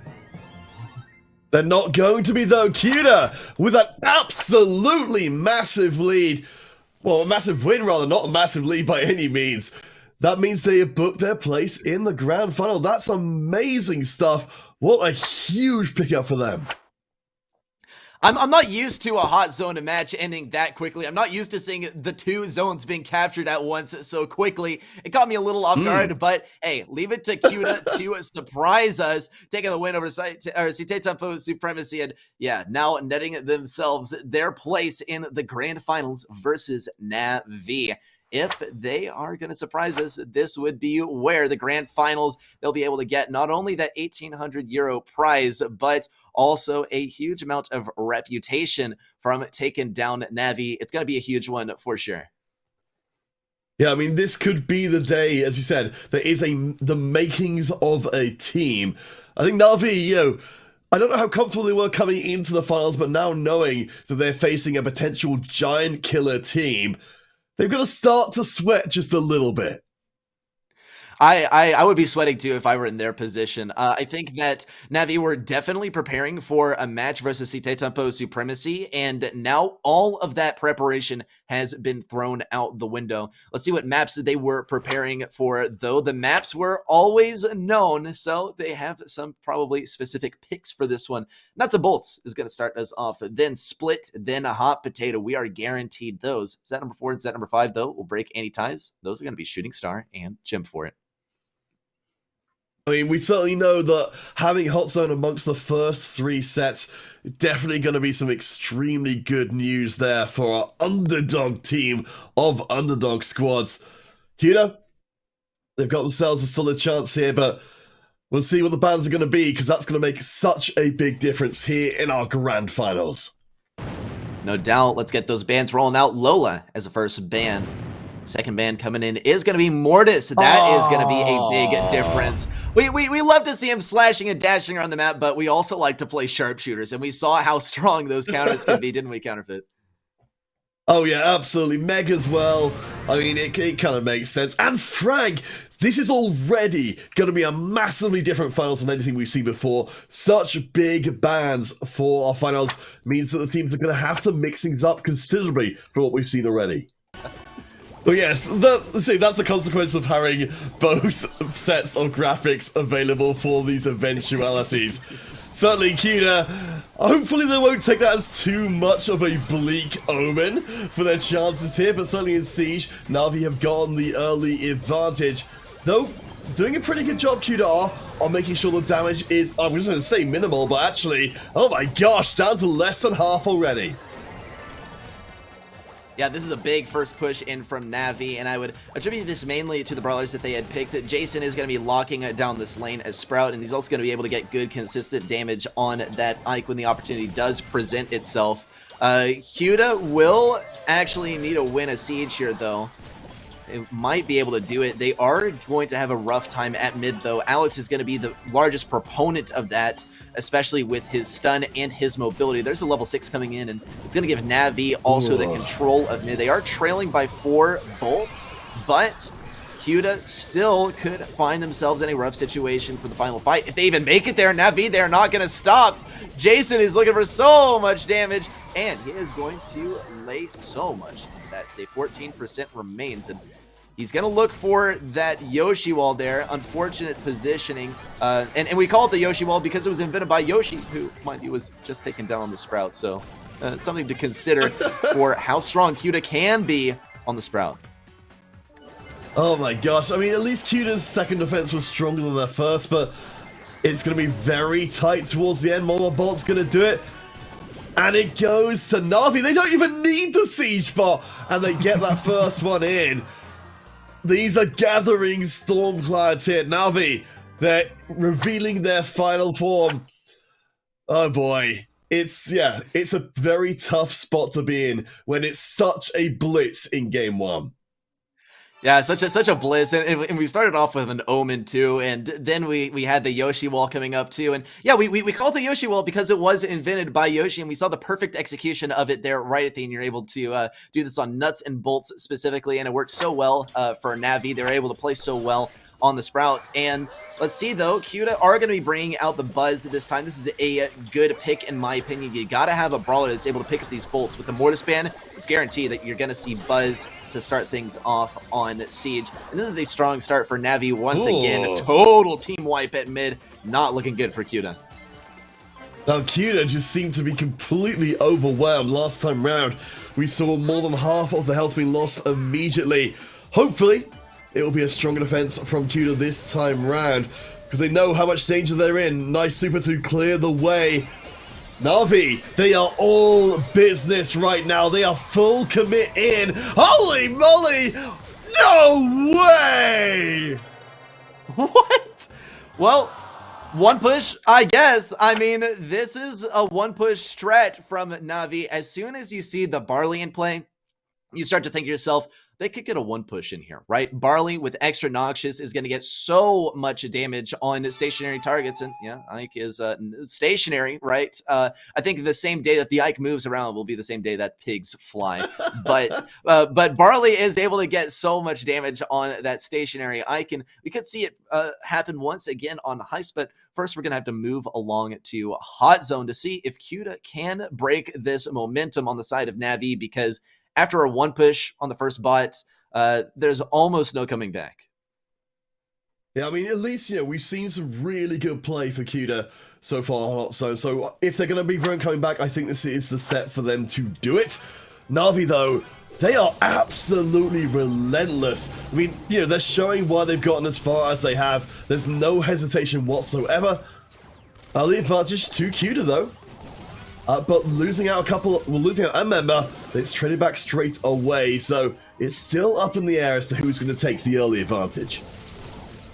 Now let's see what Cute is able to do on the left side. It's going to be Chertnock versus the Griff, and he's going to slightly outrange the Griff here.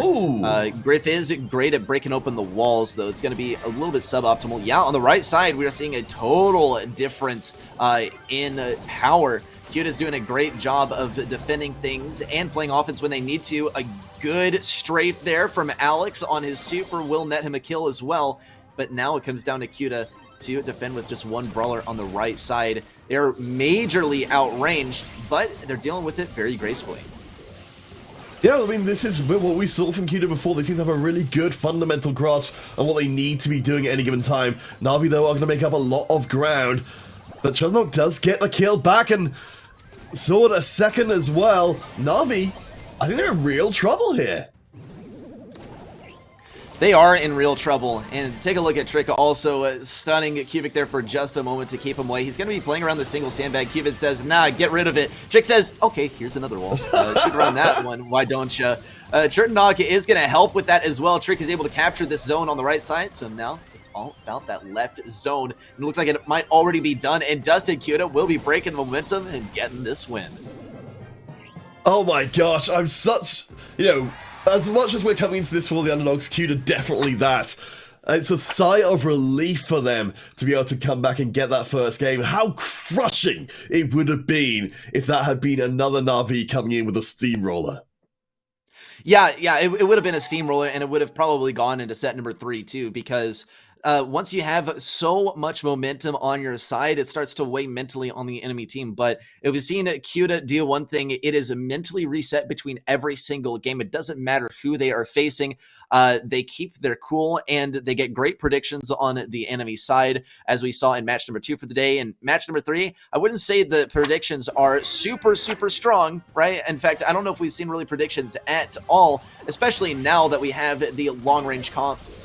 And they are going to be running a Rosa. It's going to be a tough beast to tackle, but we'll see how they handle it Na'Vi, though, is looking pretty dominating.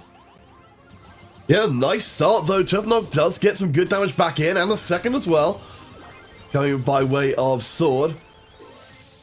So Na'Vi getting a little reset here as they were hoping, I think, to get set up on the point.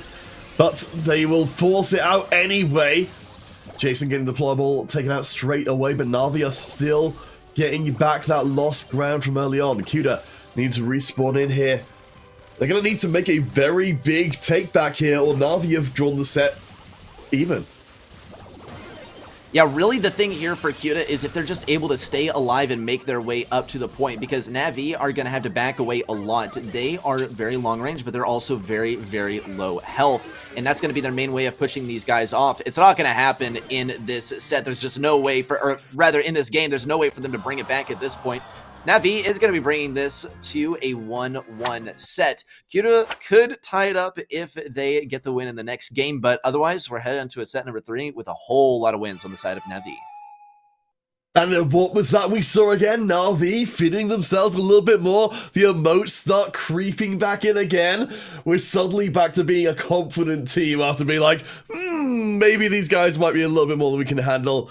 But yeah, absolutely. This next game, I think, is, as you said, so important for the series. This is going to be the best chance to try and draw it even, to get us to a 4 or 5 set series. If it doesn't happen, I do not have a great hope for Cuda here.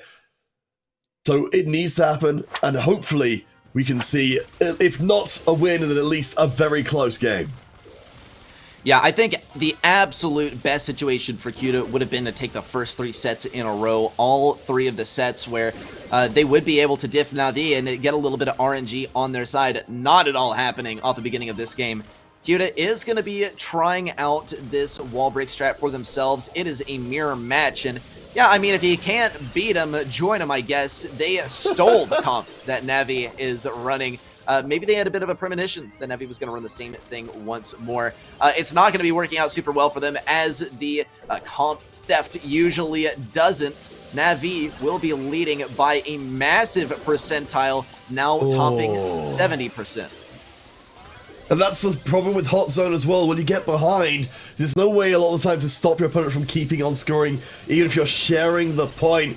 Na'Vi, this is what we were afraid of from the previous set. A crushing victory here. Split betraying Cuda. And it felt, again, as you said, the comp difference here was just too great. Na'Vi just destroying. I think the comp difference, and I think the execution of the comp difference as well. The mechanics are on point, and the synergy is on point from Na'Vi. They know which walls they need to get broken open. They have tried and tested this comp a lot. They're so good at running it. In Na'Vi, they're known for good Colt play on Alex and great B play on MMA, right? And to top it all off, they got solid play on the remaining lane. That's going to finish off set number 2, and momentarily we'll head into set number 3, which is going to be Heist. Now, of any mode that can go super fast, Heist is 100% going to go the fastest, most reliably. And that's because you can get a base race in. And with Na'Vi being so partial to these tank comps, they might as well just gun it for that safe. Edgar and BB is a strong combo here to deal with squishy brawlers that are typically playing defense and then a little bit of offense on lane. But BB is just a wrecking ball, like runs through everything. Alright, so let's see what they got for us here. It's looking like more or less as expected. Na'Vi are coming with a full head of steam, picking up that first kill and looking to see if they can steamroller a 3rd set and call themselves champions here today. Just like every other one of our finals, this is 1,000 euros difference of prize between 1st and 2nd. 1,800 euros to 1st place. So this is pressure being put on Cuda. Let's see if they can survive. Yeah, especially for Trick over here. It looks like the pressure is getting him to him just a little bit. He is going to be taken down by Cubic. He's going to be the main counter towards this strategy. He has to get the quality supers out. There's the stun by Jason right at the end of his super. He is just going to be charging all over the place. The hearts, the smiles, Na'Vi, they think it's already over. But Cuda's got more fight in them. And it's telling them coming back in for Cuda is just sad faces. It's always curious to see if people will make sure that they've got sad faces equipped coming in. Oh my gosh, that was absolutely brutal stuff, and I think we're seeing some of what Na'Vi. I wonder if they were posting about this publicly before they came into the tournament and say, if you mess with us, we're gonna come out all guns blazing and honestly just show themselves to be on a completely different planet to anybody else.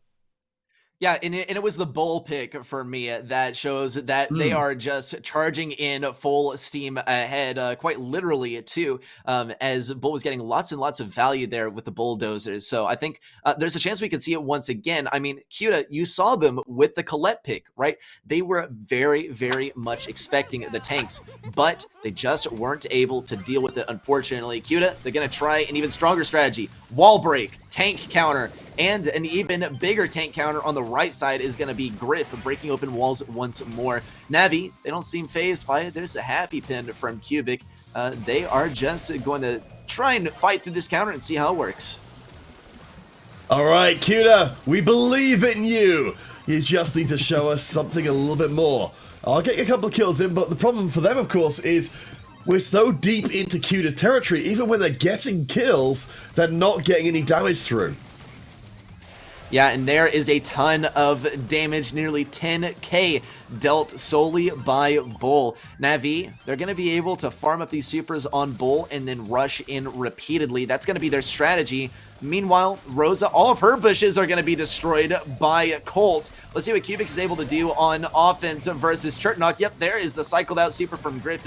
That is an indicator that you are playing Griff correctly. And there's a final bit of destruction, the last piggy bank from Chertnock. Jason is going to be looking for an angle to rush in. Alex is going to provide a distraction here. Chertnock wants that close range super, but it's not going to provide him too much value. And here comes the connection on the safe. 3,600 damage. And still, Navi's safe is looking relatively untouched. Now, Cuda are having to fight tooth and nail for every inch they move up the map here. And as I say, they barely got any damage out of it. They have to win not just once, maybe not even twice, but 3 times as well. And knowing that Na'Vi can come in at full speed and still get the win out of the whole trade. I just think that Na'Vi have got the better equipment for the job. Cubic will grab another kill as well, and it may not be by the same country mile we saw before, but Na'Vi are in such a strong spot. Cuda, they have to go for it now. And let's see what they have in them. No gadgets left on Trick. Chertnock is out of gadgets, so is Colt. Jason still wants to rush in, though he has this super. He's just got to dodge out enough damage, but it's not going to happen. Cuda's not going to let him do it, but Alex has managed to sneak up the left side during this entire song and dance. 74 to 77, just 3% damage that Cuda needs to be able to do. Doesn't look like they'll have enough time. If they can take down Alex, they might be able to do it. Just a few seconds left. There's the super from Colt. Some more damage dealt, but there's not enough time. 11% short, and Navi will be taking the win. Congratulations, Navi, on the 1,800 euro prize. Smashing beta couldn't be truer here for Na'Vi. They smashed their way through the grand finals. They showed themselves to be the best team here by not an inconsiderable margin. I really felt for that last game in particular. Cuda, they just did not seem to have the tools they needed to get that one back. That's going to be so frustrating for them, but I guess they can dry their tears with a second place prize, which at least is a good way to do it. That's a spectacular way to do it too. I mean, keep in mind the brawlers that they took down along the way. They had to fight their way through a really, really tough semi-finals match versus Titan Supremacy. Making it through those guys is an achievement in and of its own. Navi, though, they actually did have a pretty good fight versus Final Stand, but let's face it, they were destined to win from the beginning. Yeah. I mean, to be fair, like, they'll still have that semi-final, but let's take a look at our final pricing here for our Brawl Stars competition. You can see 1,800 euros for Na'Vi, so they come in and stomp everyone in their way. Cuda, though, making it to second is no small feat. Again, getting that win against Supremacy is absolutely still worth something. In fact, we know exactly how much it's worth, 400 euros. It's nice of them to put the price tag on there for us to help us out pricing these things. Yeah, a nice sum of money won by all of the competitors today, and it has been such an exhilarating journey as well, cheering for the underdogs all the way through and seeing them you know, not an unceremonious end. They did fight tooth and nail, as he said, all the way to the very end, and it was a pleasure to do it with you. Absolutely. I mean, Na'Vi, you know, they're still putting themselves up there as a team to be like, oh, it's honestly, it's a good place to be in, if you could say. If it wasn't for that Na'Vi, we would have gotten away with it. But that will be all we've got time for with Brawl Stars. We've got PUBG coming up next. Still a very full day of competition. So stick around. We'll be taking a short break and back after that.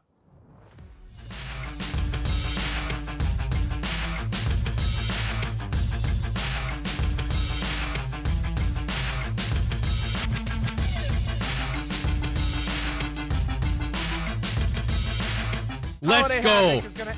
Let's go. MGC moments, baby. Oh my god!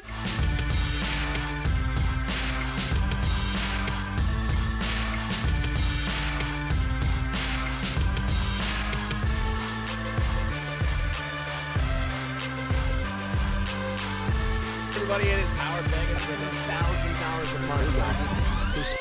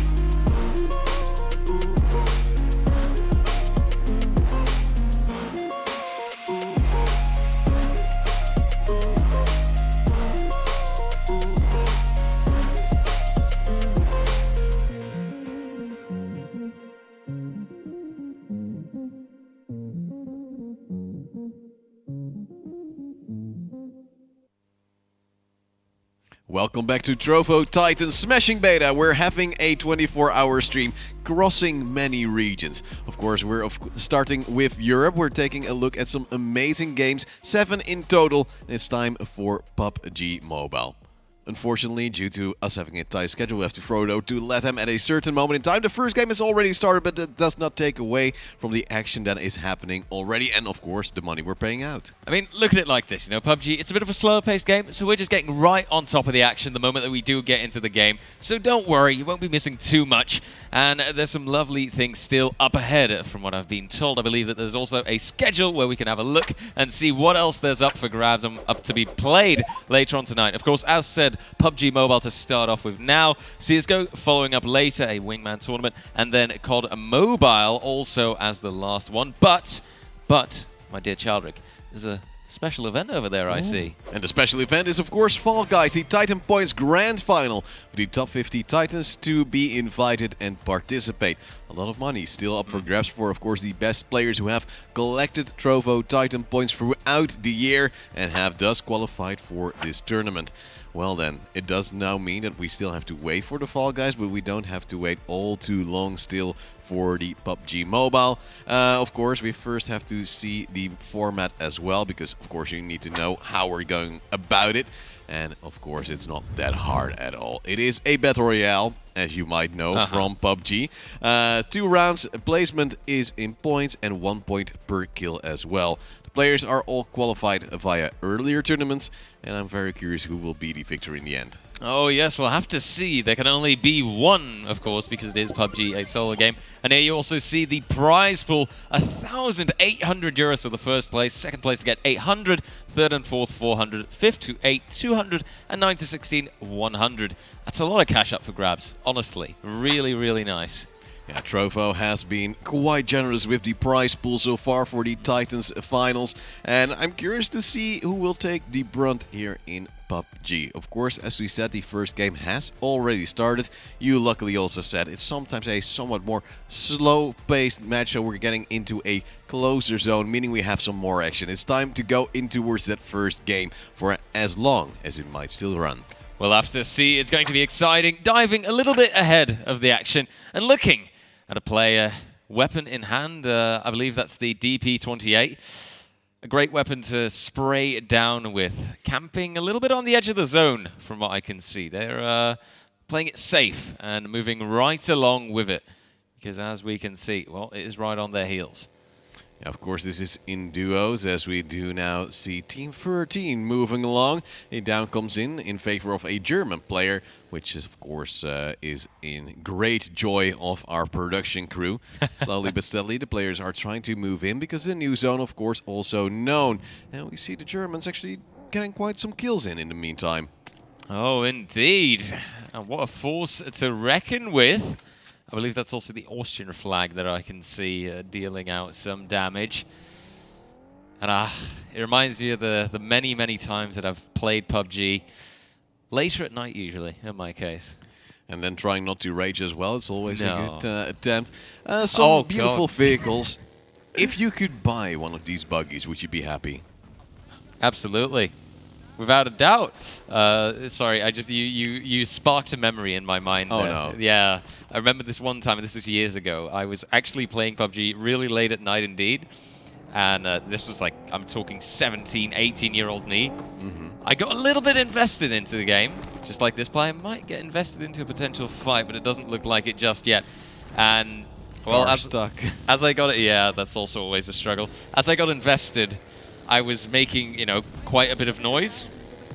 And at that rate, well, at some point my mother came in just yelling and like pulling open the door.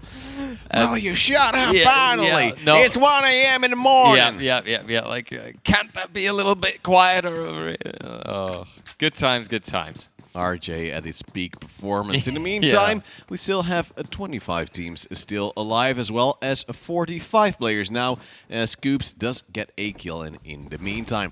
It's actually quite a hefty bunch still, and they're slowly but steadily grouping up. Some players still having to travel a little bit, and so they are slowly moving in either via vehicle or just on foot. Yeah, there's always a bit of a trade-off when you compare vehicle versus on foot. On foot, you're a lot more quiet, but in a vehicle, you've got way more defensive positions. You can get away far quicker. So you have to really pick your battles in that sense and choose what to do. Has been another kill that's fallen. Well, downed somebody, not a kill yet. Of course, always important if you can get into a safe area. You do have your teammate that will be ready to revive you if necessary. I will also assume that these players by now have been able to stock up quite well, so they shouldn't be scavenging for that much stuff anymore, and we'll be getting into those fights soon enough. Well, sometimes you just find that little gem that was missing from your collection. And it seems like the player we're following right now. How would you pronounce his name? Go X7? Go 13. Yeah. It was a 13, I think. It looked like a 1300X. I don't know. Man. It's too hard. In the meantime, we have Mitend, or Mitendo, which might be a little bit easier to pronounce as well. Slowly trying to move around with the scar in hand. And let's hope he can scar some opponents for life. Oh, wow. Sounds heavy, but indeed. Let's see if it comes down to that. Is looking and searching, checking just the last few bits of these rooms. But you can notice that the players, they're all aware of the fact that that circle is getting tighter and tighter. And the clock is also running down, so before you know it, it'll be right on your heels. And that's when you get into that last and final phase, where I don't want to use the word campy, but players start looking out, you know. They're constantly aware of, like, oh, there might be someone avoiding like fights. Absolutely. Avoiding and picking their battles, because you have to know when you're going to go for the fight, right? You can't always just be like, oh, I see a guy, quick, shoot him. That's not the way it works. It's also due to the nature of PUBG, of course, with the many, almost every building you can move into, meaning that there's a lot of positions players can be at. If you're now trying to pick off players moving in towards the new zone, the problem might be that if you have to move later on, there might be players in a nearby building already holding onto your angle. Here we have FRTS Golden 77 having a little bit of a cheeky peek because he sees, or at least knows, there's someone close. Yet he doesn't really know where Junior is at the moment in time, just behind that garage. And maybe, just maybe, this will turn into a kill. Yeah, it's the M416 that he's got on his hands, and it's, of course, a classic weapon, good for the spray downs, controllable recoil, but still pretty high damage. Although some may prefer the AK, like the player Junior is rocking. Oh, look at this nade being aimed up. Will it be dead on? Perhaps not. Well, the player might see it coming as well, as Junior is trying to fend off against those two players. He was on his lonesome, his teammate already dying earlier, but now he might be split upon by a different squad if that might be the case. And thus, a smoke or two might be thrown out just to get a little bit of cover and make them think he will cross over. Maybe he will, maybe he won't. Evasive maneuvers already coming in, and now a little bit of a spray down. Indeed, about to start. Guns are ready, and Junior is in a bit of a tight position, I believe, although he does have to cross. He's just at the edge of the zone, but he still has to cross past the field to actually get in there. So the zone will be on him very, very soon. I can see the timer ticking down. That's 10 seconds. And then the play area will be restricted. Some damage done. Seedham, I think. Seedham it is. Give or take. Getting some tags on him, but still surviving. Still holding down the fort. Oh my god! But downed. Junior gets the kill and immediately takes the opportunity to move. Sometimes you have to pick your battles. Sometimes you have to know when you can't keep putting the pressure on your opponent and when you just have to call it a win. And so he's into the zone. That's a very important vantage point gain. Junior, of course, will have to watch out and be very, very much a lone wolf player to avoid the risk of the duos, where he is, of course, outmatched, as you said, with his teammate dying a bit early on. And now he actually has a building to play from as well. And with the aim he's just displayed, he might actually go for a little bit of a cheeky fight again. Golden and his teammate are still atop and inside that building, whilst Junior is just trying to loot up with the loot still scattered around this place. Just a little bit more ammo, maybe just some nades that, of course, he threw many of just before, and waiting for his moment to strike. The zone, it is closing, so it's getting relatively close, and it might force in some players towards his position. Indeed, I did see a smoke on the ground there, but I don't believe that he picked it up. Suppose that he doesn't really see the necessity of it. Now, the zone has extended, and that has given some extra time, but I believe that it will be showing up now soon enough. let's see what that will mean for it. Oh, the red party moving away, but now Junior sees a new one. Goes for a cheeky spray, gets a little bit of damage done, but yet not a kill or a down. Red squad, however, is already in a fight with the orange as well, which makes it a little bit scary. As, of course, we now know that it's going to be a little bit of a long-range play. It's Junior saying, the more kills I get, the more points I might also have at the end of this game as well. Yes, translating one of your typical sayings in that situation, more kills, more better. Indeed. He already has 2 of his team. I'll have to see what that pans out at Junior. I believe that he did get the spot on those people over there, but he just have to watch out. It's just a massive risk. Did he just see that player walk past it? Ah, well, why would he? Well, Clearly. At least they are relatively close, all of them, as the zone it is closing in as well, or at least the new zone has been shown.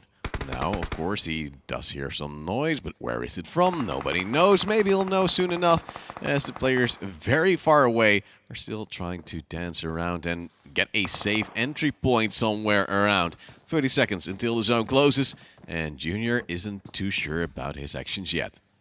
No, he's got to watch out, and it's always about crossing that distance. In this case, he's quite close to the zone, but you always see this happen, that people tend to stick to the short side of the play area, and that's where you get quite the amount of players, kind of piling up together.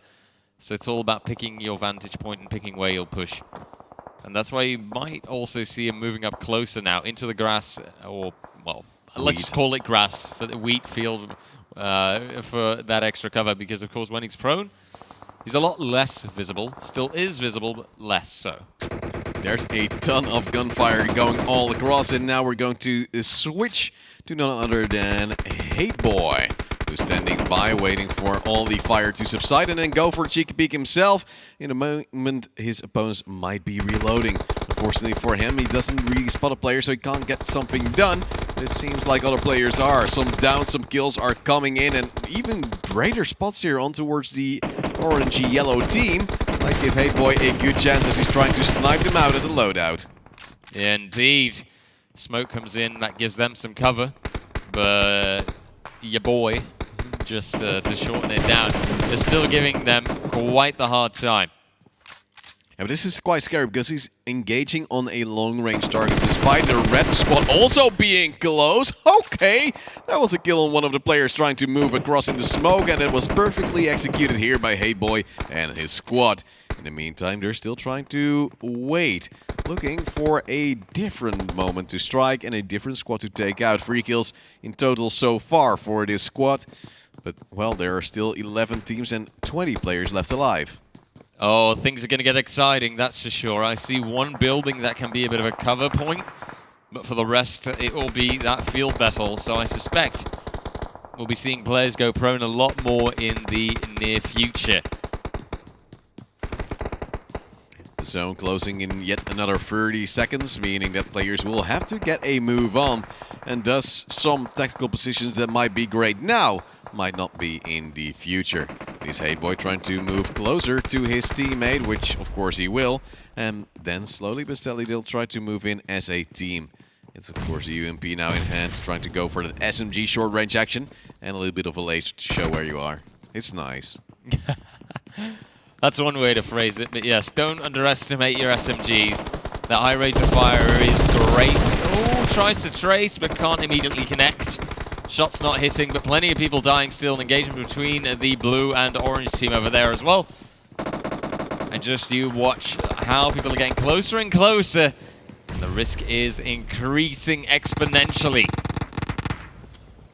So many bullets flying by, yet another down comes in, as it seems like there's 4 kills currently on this squad, but in the meantime they're also faced quite closely by some others. Another ring appears just a little bit further than these players might want, and that means that we now have Hateboy waiting with the smoke, hoping that when it dissipates we'll have a good shot and a good chance to catch off some players. Here we have a Forest standing in a building rather than a forest, and I believe he might be atop of the players we just spectated. Oh, indeed. How fitting. It all comes full circle. It's probably because of the fact that, you know, the game kind of ends in a circle. Yeah, I know, right? I thought about these kind of things. Well, there are some players actually in the circle as well, which has 0 to no cover apart from the electricity tower. Indeed, that's going to be one tightly contested spot. But before all that happens, I think there's still quite a lot to be contested over here. Play zone is moving in, however, so I think that Forest, he is going to have to watch out. It will be on him in mere seconds, 30 of them, so to see.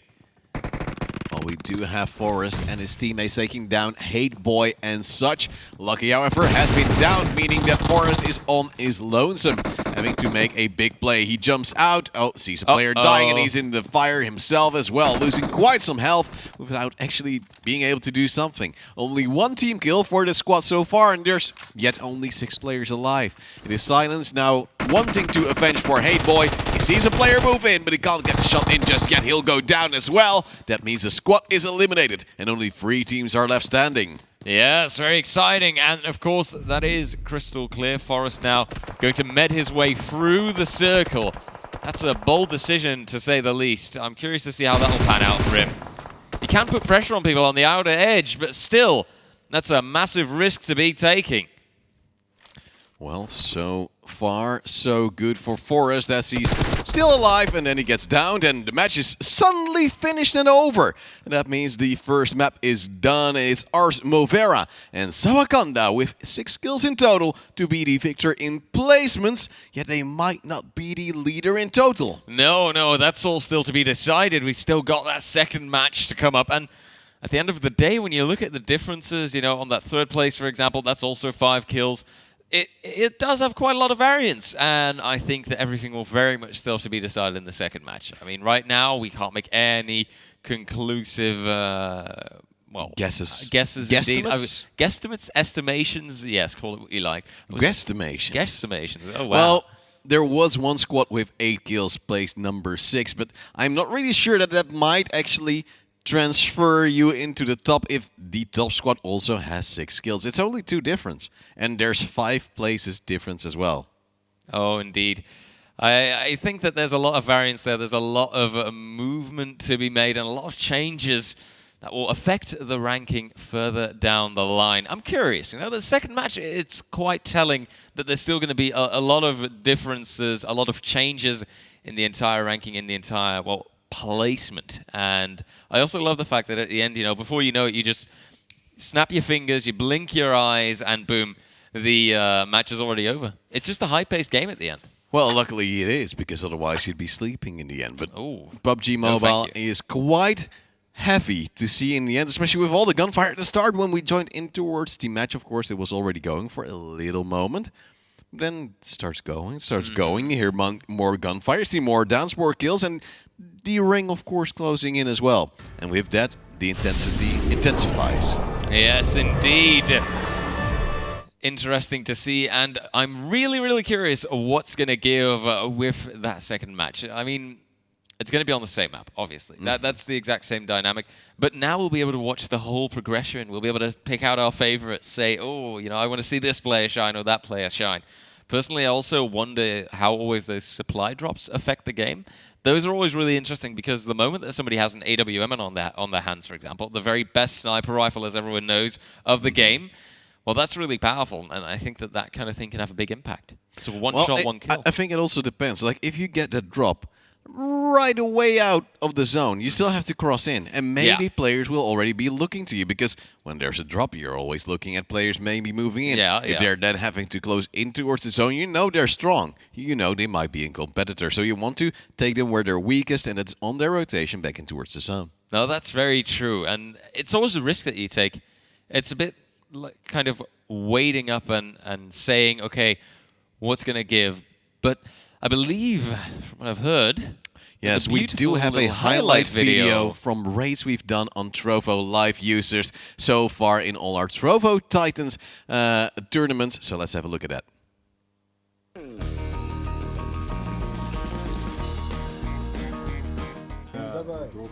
Oh, bro. Welcome everyone to my stream. I thank Trovo Titans for the raid. Everyone is welcome. Under one. Oh, Trovo Titans. No fucking way. Nice, Appreciate it so much. Thank you for your raid. What? Trovo Titans is actually carrying 66 raiders here? Yeah, okay, guys.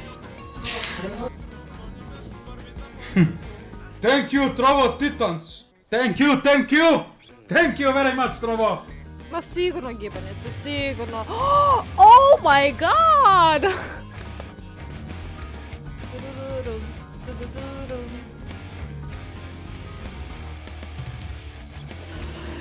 Thank you for raid. Thank you, thank you, thank you. Welcome to my stream, guys. No, nećemo to zalazimo, ono, sad, tipa, igramo game, samo još jedan. Ne, ne, ne, ne, ne. I don't know this was stopping this viewer. Thank you so much. Oh my god, I didn't expect that. I'm so happy right now. Thank you so much. We had really great time playing this tournament, and I hope that we will get like third or second place tomorrow. So yeah, thank you so much once again. Oh my god. Well, beautiful to see all those reactions to the host of Trovo Titans so far in our beautiful year. RJ, would you cry if you'd be hosted? Oh, be honest here. I would have a bit of a hard time. I've got to admit, you know, there's a lot of viewers that Trovo Titans is spreading around just like that, you know, spreading the love of the entire platform and just showing how everyone kind of gets that support. Because I do know, you know, I have streamed in the past.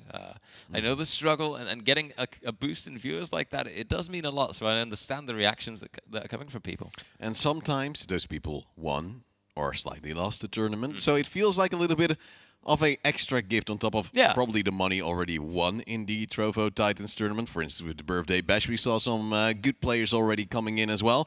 And then also to get this as a bonus on top, of course, makes you quite happy. With all the initiatives Trovo has to, well, enable content creators to get a little bit more out of it as well, it makes them even more happy. RJ, we're slowly preparing the second game of the PUBG mobile set, and that means it takes a little bit of time, but then we're going straight back into the action. Were you happy with the level of play you just saw? Oh yeah, absolutely. I mean, I will admit it's on a bit of a different platform per se. You know, I do remember PUBG. I used to play it on PC a lot, but still, I do see a lot of similarities coming back, and I do see, okay, it's the same kind of tactics, and it's always about, you know, those battles that you get, the vantage points, working from buildings, and the whole way the zone keeps moving. It does spark my love for the game quite a lot, and I just love to see it. Love seeing those tense engagements and seeing how tight things can get the moment that circle starts closing in on people, because it really forces them all together and forces some spectacular action.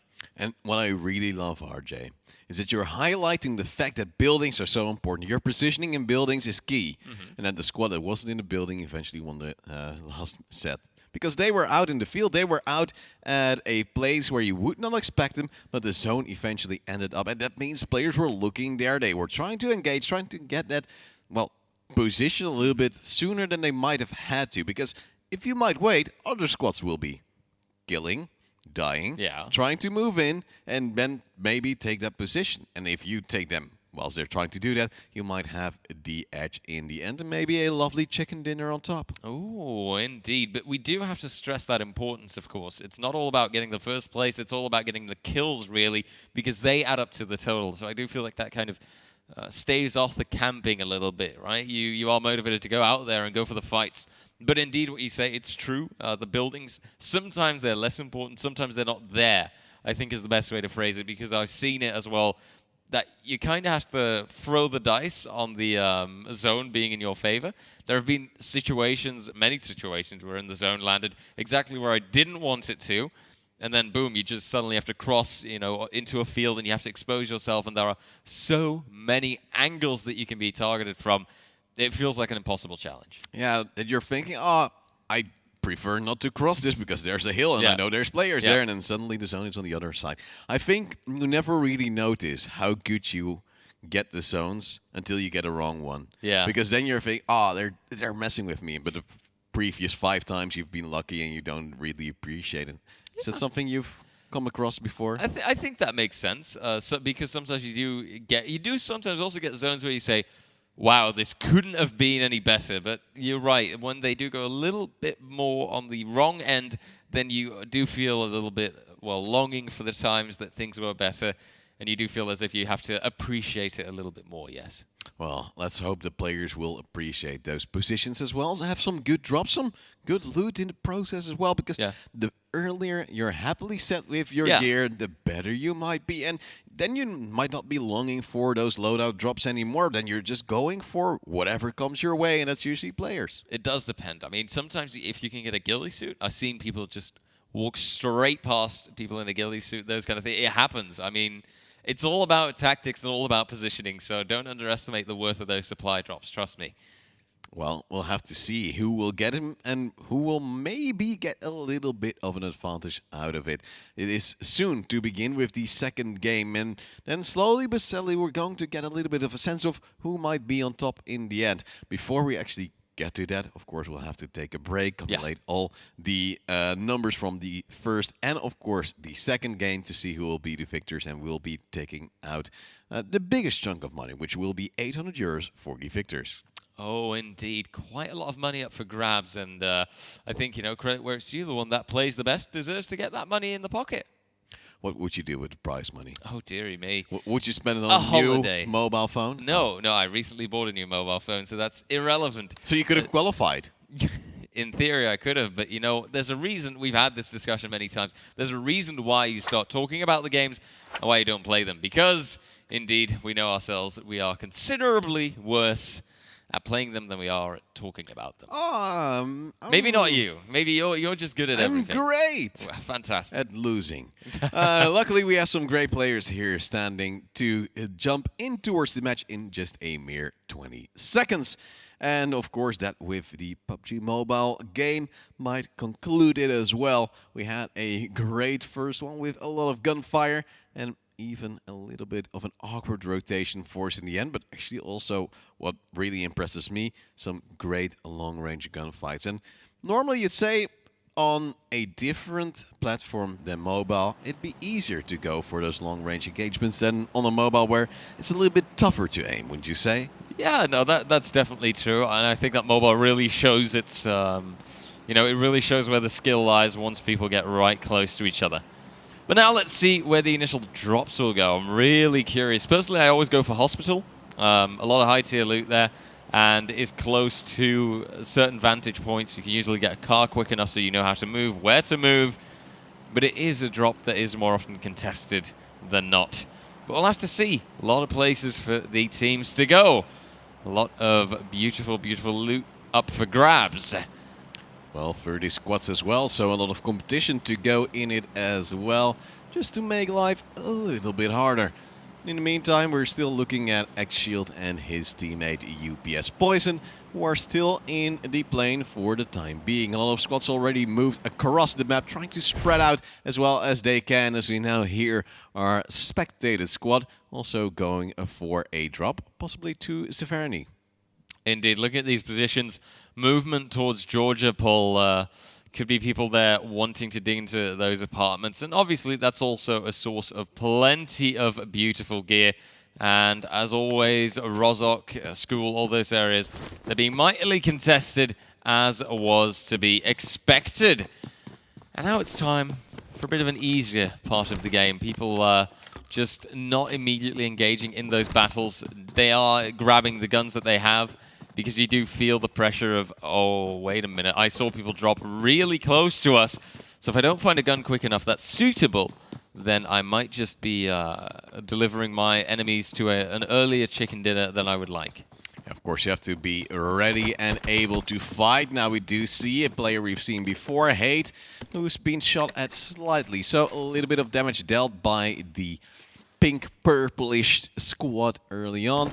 Just a little bit of a bandage shield, and then slowly but steadily we're going to see how Hate will actually be able to do stuff, because DV Silence seems to be a little bit far away now, has a vehicle and is moving on towards his position to be of service. And I do want to stress the importance of the micro Uzi in the hands of Boyka. that incredible rate of fire can be so powerful, but you do have to make sure that you can use it well and that you hit your shots. Otherwise, things will be very difficult. Oh, but look at this double push. Boyka can't put the pressure on, but the shots aren't connecting. Ammo's low. But somehow Boyka ends up surviving this for now. How? Reloading all the way around, but eventually getting pressured too much. One player down, but they go down themselves. But it's still DV Science who's able to possibly help out, and this there we squad go. has been cleared out. So it seems like the squad is doing well. 2 kills and a good sense of map positioning, because as we can see right here, there's not really anybody close anymore. So this will be their loot hole, and they'll grab whatever they want and can. Oh yes, there's some great places to go to in that vicinity. I believe I saw a warehouse over there. Doesn't have a lot of loot in itself, but the loot that spawns there is of a higher value. Oh no, it's just one of those regular houses. But knowing that position, I'm not sure if there were a lot of people that dropped near hospital. That's also one place to keep in mind. As I said before, that's always a good source of high tier loot. But still, these houses also not to be underestimated. And also kind of depends on the preferences, right? You know, what kind of weapon do you want to roll with? Because I do think that there's a clear assault rifle preference. Love the backpack of Science, by the way. Actually, very fashionable. Yeah. Would you rock it to school? Oh, absolutely. Own it. In a hobby. Yeah, of course. I mean, hello. It looks so fantastically fabulous. In the meantime, there's a little bit of a romantic scuffle and drop as they are preparing to leave. But in the meantime, Hate is just saying, yeah, might not really want to go with you. Not really the healthiest player right now, but there's another buggy. So they'll be ready to move in. Now Poison is laying on the ground, waiting for possibly an opponent to make a mistake. There are quite a few. Squad number 15 is close, and I believe Poison has seen a player of that squad. Oh, he's definitely searching and waiting for a chance. Somebody to show themselves, pop their head out somewhere. And that's when Poison will take his chance. Nade to be thrown. And he's looking, making it connect with the building.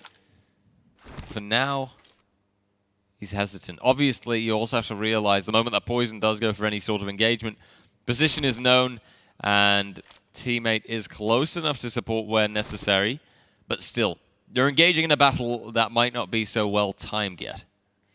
Ooh, Nate still not flying in. He's doubting. And maybe it's a little bit of a bait for his teammate to then act upon. Because maybe, just maybe, the moment you pull the pin, your hand just goes slightly up. And then you're a little bit better visible for the opponent, so you might bait out some fire. Still, now the nade not thrown. Still, the players of Squad 15 feeling somewhat safe. Can't really say all too safe, because they might be fearing there might be an opposing squad relatively nearby. Fearing for their lives. Who knows what the case is. Meanwhile, taking a quick look at the crater at Georgia Pole. This is also a position that gets contested very often.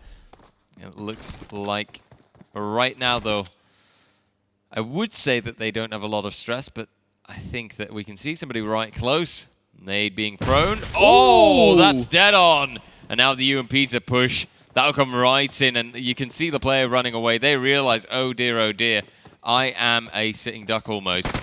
And they come, spray them down. Instant kill by the looks of it, so I assume that a teammate there had passed away earlier. Unfortunate for them, but it seems like Team 48 with a pilot has now got a second kill in, so maybe they executed the other squad member slightly earlier as well. Just go for a little bit of a loot pickup and slowly but steadily try to move into a better position. Okay. Beautiful sports car, because why not drive a McLaren around? And then they get shot at because apparently a sports car makes a lot of noise and then draws in people. It's like going into a zombie game and then saying, "Hey guys, I'm here," and then be confused that the zombies are moving towards you. Yeah, fresh brains here. There's not a lot, but, you know, they're here. That's what counts. We'll have to see. They fall back for now, and they want to stave off any possible fights. But you do see early on quite a few players already running into each other. Painkillers being grabbed after max out that boost for the extra, well, armor, so to speak, that it gives you, and the extra sprinting that you can do. but no immediate engagements yet. So of course, PUBG is also a game about patience. You can't always be greedy and go for the kills, but oh dear, that's already quite a bit of damage done. Always hurts. But hey, here's the energy drinks and the painkillers that also come in handy. Immediately cause the health to regenerate. Well, in the meantime, it's just a little bit of a prone fest trying to move in towards a closer and safer position. However, said player is currently outside of the ring, meaning there's still a little bit of ground to be covered, and that squad, well, we know it's still relatively close, moving in towards a vehicle. That means that our Team 25 member thinks it's safe right now, but as we can see on the little bit of a map, it might be just a bait because there's still an orange dot slightly close. Indeed, and there comes the pressure. But will it be Team 25 getting a kill? Oh, wow. The skill. Unbelievable. Very cleanly done, and I do believe that constitutes a kill and a team wipe. A double kill, because of course the first down, then the finisher on the teammate makes it for a great start in towards the remainder of this match. Only 26 squads left standing, which of course out of 30 is still quite a lot. But there's also been 13 players actually going out of the equation. Here we see, slowly but steadily, the rest to come in, and then the looting will start. And this bait just didn't work out that well. No, it can't always work out. Sometimes you have to pick your battles and decide, okay, this is a case wherein I will just kind of give in. I will just give that one up. But I mean, in this case, you had that one player that was a little bit, how do I put it, taking the shots. But at the end of the day, their teammate showed up when necessary. Now we see them running toward a buggy. Usually in games like this, right? When you've got a vehicle, who drives? Is it you or is it somebody else? It really depends. Okay. Because RJ, to be honest, not sure if I can be trusted driving all the time. You do it in real life? I do it in real life. I don't see the difference. I don't do it all that bad in real life. No. But in real life, there's certain stakes, like my car to be damaged. In game, don't care. Go hard or go home, and then that's something that my squad members don't always appreciate, to be honest. How would that be? I'm not really sure. So I try to be a nice guy and say, oh no, you can drive. And if they really insist, well, they'll know why they shouldn't have insisted. Crystal clear. Yeah, I will say one thing in PUBG when it comes to driving. You also have motorcycles. Death traps. Those are literal death traps. You have to really be able to control the flips and such that it will make the moment that you go over a bump at full speed, because you will be launched, my dear friend. You will be launched into space and beyond. Well, in the meantime, we do see some squads, for instance, Silence, to have gotten an extra kill. So they're currently on 3. Despite, of course, the 2 we already saw them get a little bit earlier on. A little bit, of course, of the loot on the player that had a little bit of a wraparound, or at least an attempt.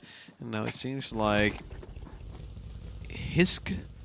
Is that how I should pronounce the name? Hisk? I think that's your best We'll go bet. for Hisk. Yeah. Hisk is a little bit tempted to not die earlier on, but now we see he's Jay, who's got a lovely kill here, but his teammate has already fallen. So now it's all on his lonesome. Might get a 1v2 here, unless if his teammate already did a little bit of damage early on. Now moving in with Defector, getting another spray down. And that means it's now a total of 3 kills for the squad, but still 25 remaining. Very, very clean indeed. Yeah, that Vector also features a strong rate of fire. I do have to doubt for a moment if it still uses ACP or not. I don't think that it does, which means that it's lost a little bit of its power, but it's still a very, very good weapon. You just need to have an extended magazine for it as well. Oh, is this bait? Because he just killed 2 players. Yeah. And still stays in. Of course, it's a very little It's the part. early zone, so the damage isn't gigantic, and I believe that there's a buggy right over there. Yeah, and it's also just like a few steps and then you're in. So probably a little bit of a cheeky bait, hoping someone will run across saying, oh, it's just the first zone, it doesn't deal that much damage. And then just figures, moves into the zone and then gets killed. In the meantime, it's unplay only. who's standing by and hearing a lot of gunfire probably from his teammate.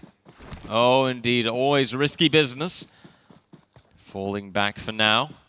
But there's somebody right close. His teammate has put that pressure on. I suspect that they should know that there's a team over there. But for now, they seem to decide to just focus on moving into the zone. And hey, can you blame them? Oh, and there's the team. They've noticed. Oh, it's actually KZ Cubes who's already done a lot of damage on towards Infernus, just trying to get that finisher to get it down. But in the meantime, just a few scratches on himself as well. That means a little bit of a disengagement, trying to look at a beautiful cheesy truck and then try to smoke it off as well, apparently. I thought he... Oh, no, maybe just the then. smokes. No. Just the smokes, indeed. If there's no oxygen to burn, the car won't work.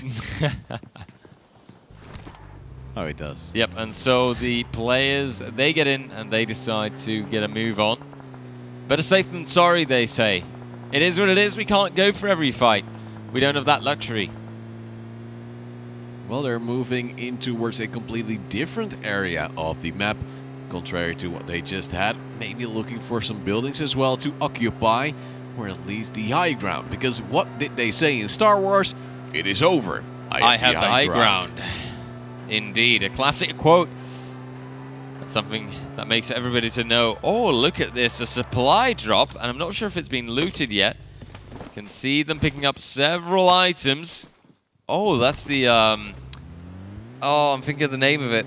Yeah, just say it, RJ. I know, you've got the M249 and the M42. I'm not sure. I'm not sure. Don't quote me on that one. No, you just look it up, RJ. Because I don't want to take this value away from you. As smokes have been popped, it is Nebby who's standing by and throwing in a Molotov. Two players are inside, so that might be a little bit of a scary burn.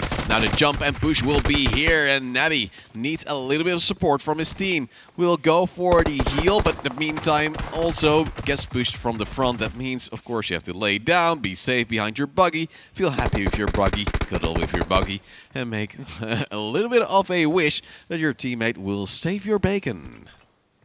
I haven't found it yet.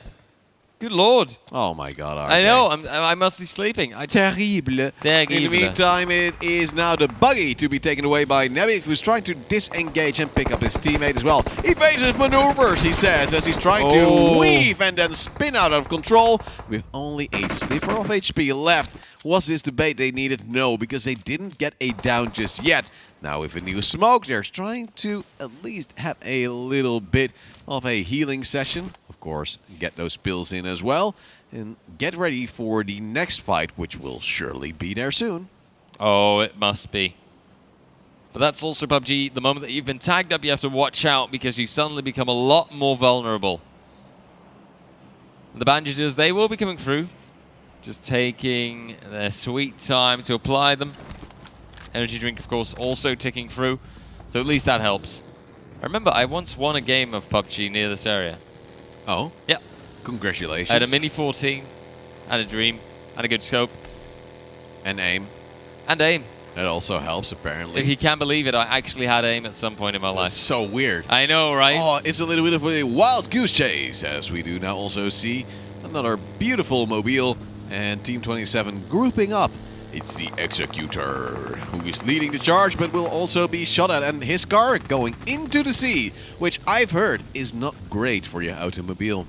Really? Yeah, the salt isn't that great for the motor. Oh, it's just the salt, you know. It's not the fact that there's a lot of it. It's just a little bit of salt. Yeah, and a little bit of water. It causes stuff to rust as well. No. That is oxygen. It's not the water, it's the oxygen because it's oxidating. Yes, but salt increases the speed of the oxidation process. All right. I believe Crazy how salt does that. Executor is just laying with his boat and happy as ever. He's got a boat and a floating car. I would have imagined his car to be sinking.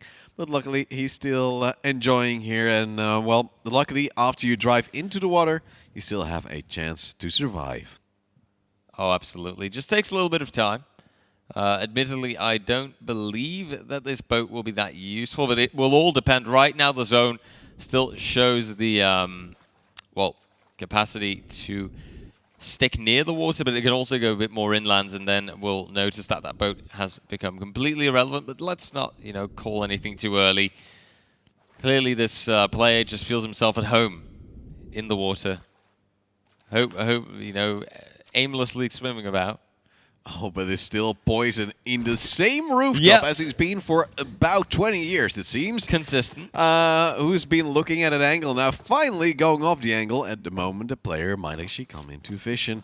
Of course, there's also different squads still alive, 23 actually in total, trying to move in and get some angles for themselves. Team 48 is just scooting across there in a vehicle as well. And in the meantime, the red team of UPS Poison is still untouched and unfazed. It's just a case of some time, I believe, for Poison and his teammate. People will be coming here soon enough, but it depends on that circle, and that will only be there in about 1 minute and 40 seconds. That will tell us how the focus will move. And here you see it again. By now, that those sea legs, they won't help all that much anymore. No, well, of course they're trying to do something, and well, maybe Executor will finally find a towing company helping him to get the car out of the water, because it seemed like a pretty decent truck out there. In the meantime, we also see that still a lot of players actually have to move in towards the ring still.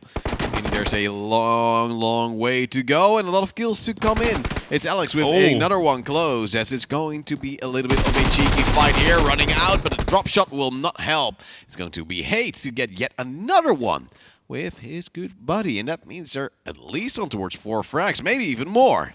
Oh, indeed, and I do love the... is that an... No, it's not an owl. I'm not sure what kind of bird I think it's a hawk or a pigeon. Must be a pigeon. Must be. Or a pigeon. I do like that, you know, that little detail. Of course, players get a free passing customization. How exactly... How do I put it? Yes. How covering that is, how much camouflage that offers, that's a completely other thing, a completely different case. The bird, it makes it look like your nature, so nothing touches you after. It's a little bit of a cheeky position here. A rock, a few cars, another rock, and a ditch to hide in. That means you have a little bit of room. You have a good amount of vision because still it is a high ground position. But you don't really have anything much to fall back upon because the moment you get spotted and flanked out, yeah, you just have a ditch and a rock and another rock. And that's pretty much it. Kind of. That just wraps it all together. Do you like rocks? No, I prefer minerals. Anyway, no, I'm literally just talking out of, well, a particular part of my body here. The mouth. Yes, indeed. No, I honestly, I do want to stress the importance of PUBG. You have these kind of areas where the terrain slopes upwards, and that gives you the chance to just play on that angle, surprise players, and also just use some natural cover. Really powerful sometimes, but still, the people on top, the people with that high ground, they are better off. Oh, definitely. In the meantime, it's just a little bit of a cheeky third-person jumping, peeking. It's, of course, one of the biggest features PUBG has always had. How much of a fan are you of the third-person I never play it. I never ever played. I refuse. Really? Yeah. You're just the FPS boy? No. Well, first in a third-person world? No, I just if I, you know, I get the choice, you can decide to queue first-person or third-person, and I will always go for first-person. Third-person like to the way me, you think. Yeah, third-person to me, it started looking unnatural now. My brain just doesn't work in third-person. Yeah. It's really bad because then I think, oh, there's a player there, but it's actually me. Wow. I'm that much of an FPS boy. In the meantime, it's a little bit of an awkward zone situation because if the ring will go a little bit too far away, these players have to move quite a little bit. Luckily, they have a buggy, some cute tunes, and some positive vibes. Oh, wait, was it a loot crate? We're going to get that as well. And slowly but steadily, there's actually a second buggy. How great is that? But usually, RJ, this might seem very weird, but if there's a loot crate and a buggy, that means someone died there. Really now? Yes, it's dangerous territory. Well, you sound like the expert.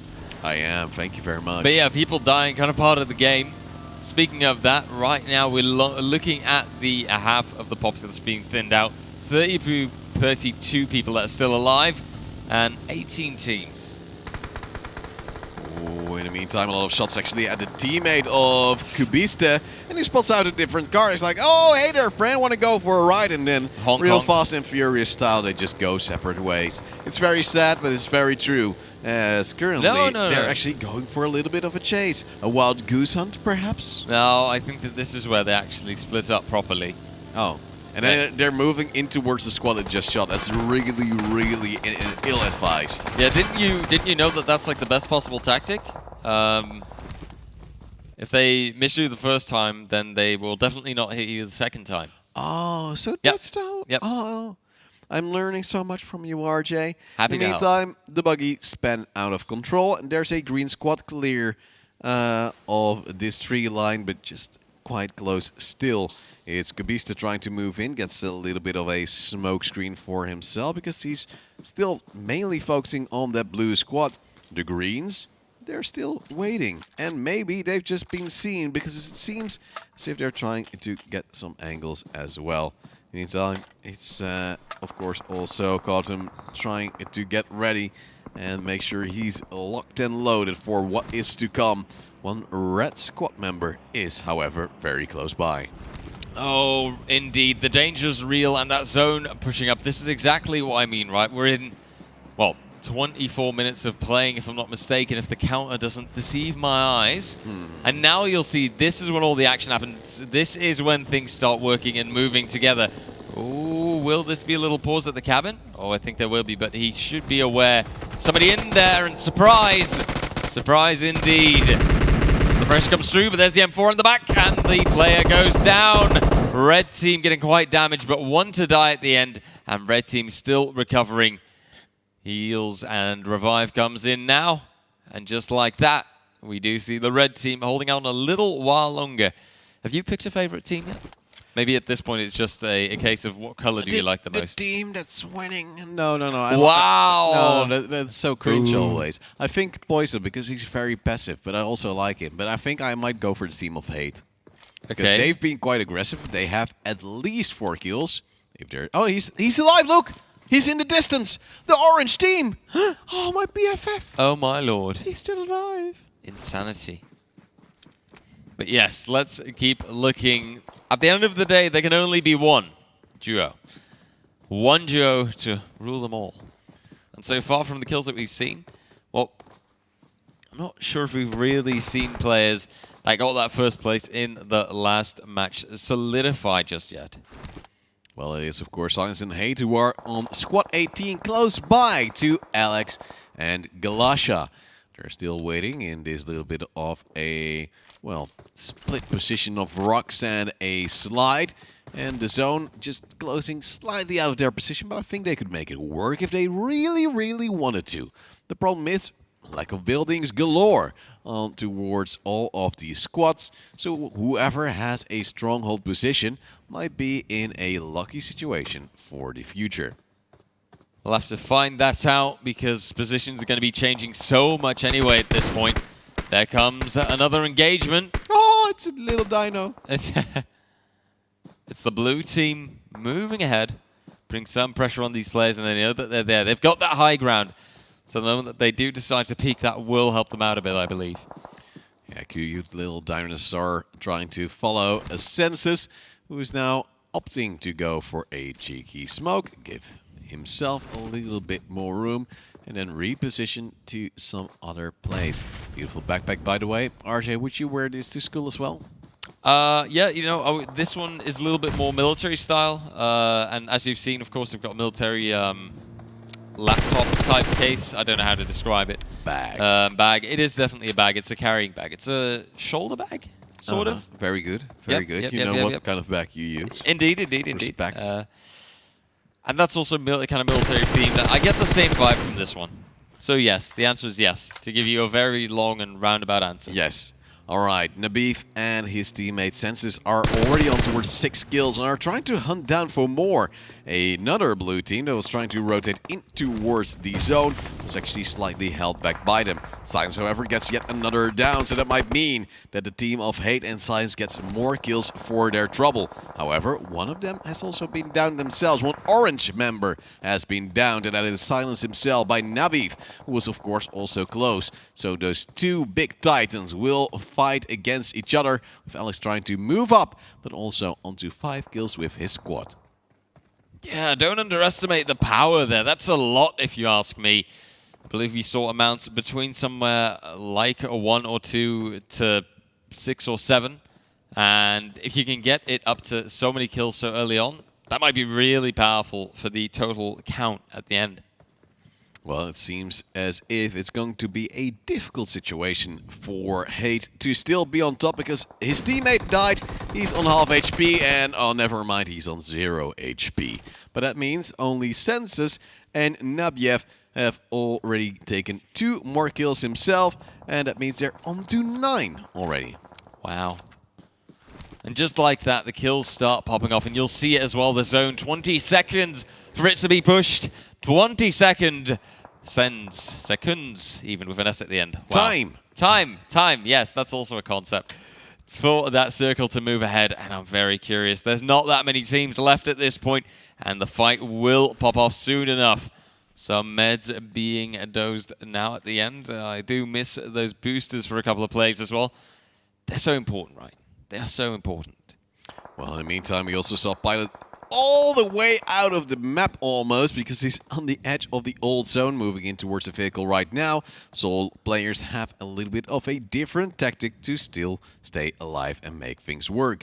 It's 6 squads alive with also 11 players left standing, meaning of course that might be 5 of 2 and then 1 of 1, as now Jagadaku is outside of the zone, has to move in and figures, well, I'll just do that, no problem. Yeah, exactly, right? To be fair, Zone has just paused again in this tight circle, but fight's still happening. And down Jagadaku will go. Pressure being put on, just the teammate left, throwing some util around. Smokes to pop and give some better chances, but you can see those players, they're moving up, they're pushing. But the res will be coming through, I think maybe on time, I hope on time. Oh, that smoke just endlessly moving through, so the smoke came out quite late, but luckily just in time. The rest was there, and Jagadaku will just heal up and be a happy man in the end. A little bit of an extra smoke screen to pop up and get a squad 15 off their back. But in the meantime, I believe the winners of the previous match are constantly wrapping up more kills.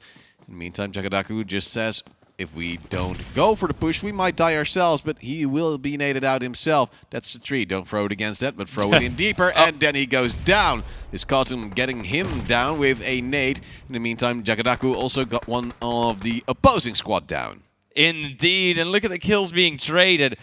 5 teams left alive.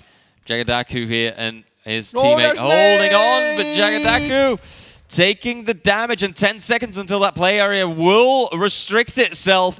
It's getting dangerous. Jagadaku, when will he even have time to med? You see some more kills falling on through that play area. That's going to be deadly now. Luckily, it's quite slow. And Jagadaku, no way. Oh, dearie me. He's going to have to sacrifice himself. There's no way. His teammate will never be able to recover him in time. Forced to do or go for that fight. Forced to push, and Jagadaku goes down. More people to fall to the play zone. And there's only 4 teams left, only 6 players in total, and oh, you can just see it happen now. That play zone, it is a tough mistress. And players getting caught out at the end, more and more to die. Look at this, at the end, there are only a few left. Yep, indeed, look at that man go, and the high ground will mean so much. 2 teams left alive. It's a 1v2. How much or how well will Nadi be able to do this? Seems like an impossible battle. Some pressure be put down, but it will not succeed. That's that. It is the simple matter of fact. It's Sawakanda and Ars Movura with the first position there. But look at the 2 times in a row. Yep, but look at the second place, though. look at the amount of kills that dropped there. Yeah, so that might be a little bit of a calculating mystery for our admins, because, again, second time in a row, Arsmovera and Sawakanda had that win for themselves, but they didn't have as much kills again. Senses and Nabiev with 11 kills, that's more than double of the first place finishers. Indeed, so that does have quite an impact. Yeah, we're sadly not smart enough to do all those calculations. Well, definitely not smart enough. No, we admit that. We admit that shortcoming. But to look back a little bit at the end, once again, that excitement, that tenseness, it all flared up. And you saw a lot of people getting caught out by the zone there, I noticed. A lot of people that just noticed, okay, I have to move into the zone, but I don't have the time, or players just dying to it altogether. And some other players that utilize that really well, because you can notice the moment that someone is at that edge of the zone, and you can catch them out with utility, with a nade, or just by spraying them down, you deal so much damage, and you're almost guaranteed to get the kill.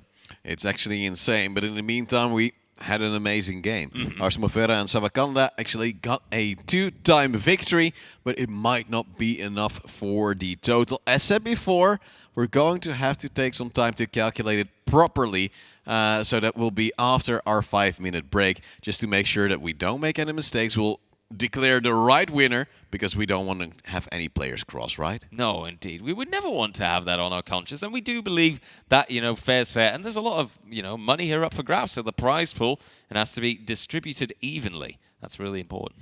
Yeah, 1,800 euros for the number one squad, so that's 900 each. I think that's a pretty fair amount for a day of gaming, and of course, these teams have played before in the previous Trovo Titans tournaments. We'll go for a short 5-minute break, as said before. When we're back, we'll have the eventual scoreboard for this tournament, and of course, also CSGO. See you in a bit.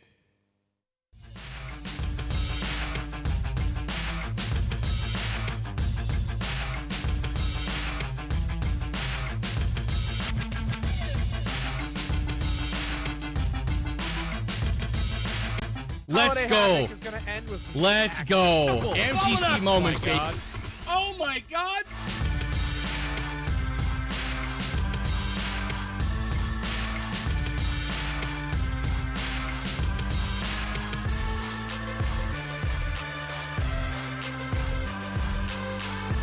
Everybody in his power bank is $1,000 a month.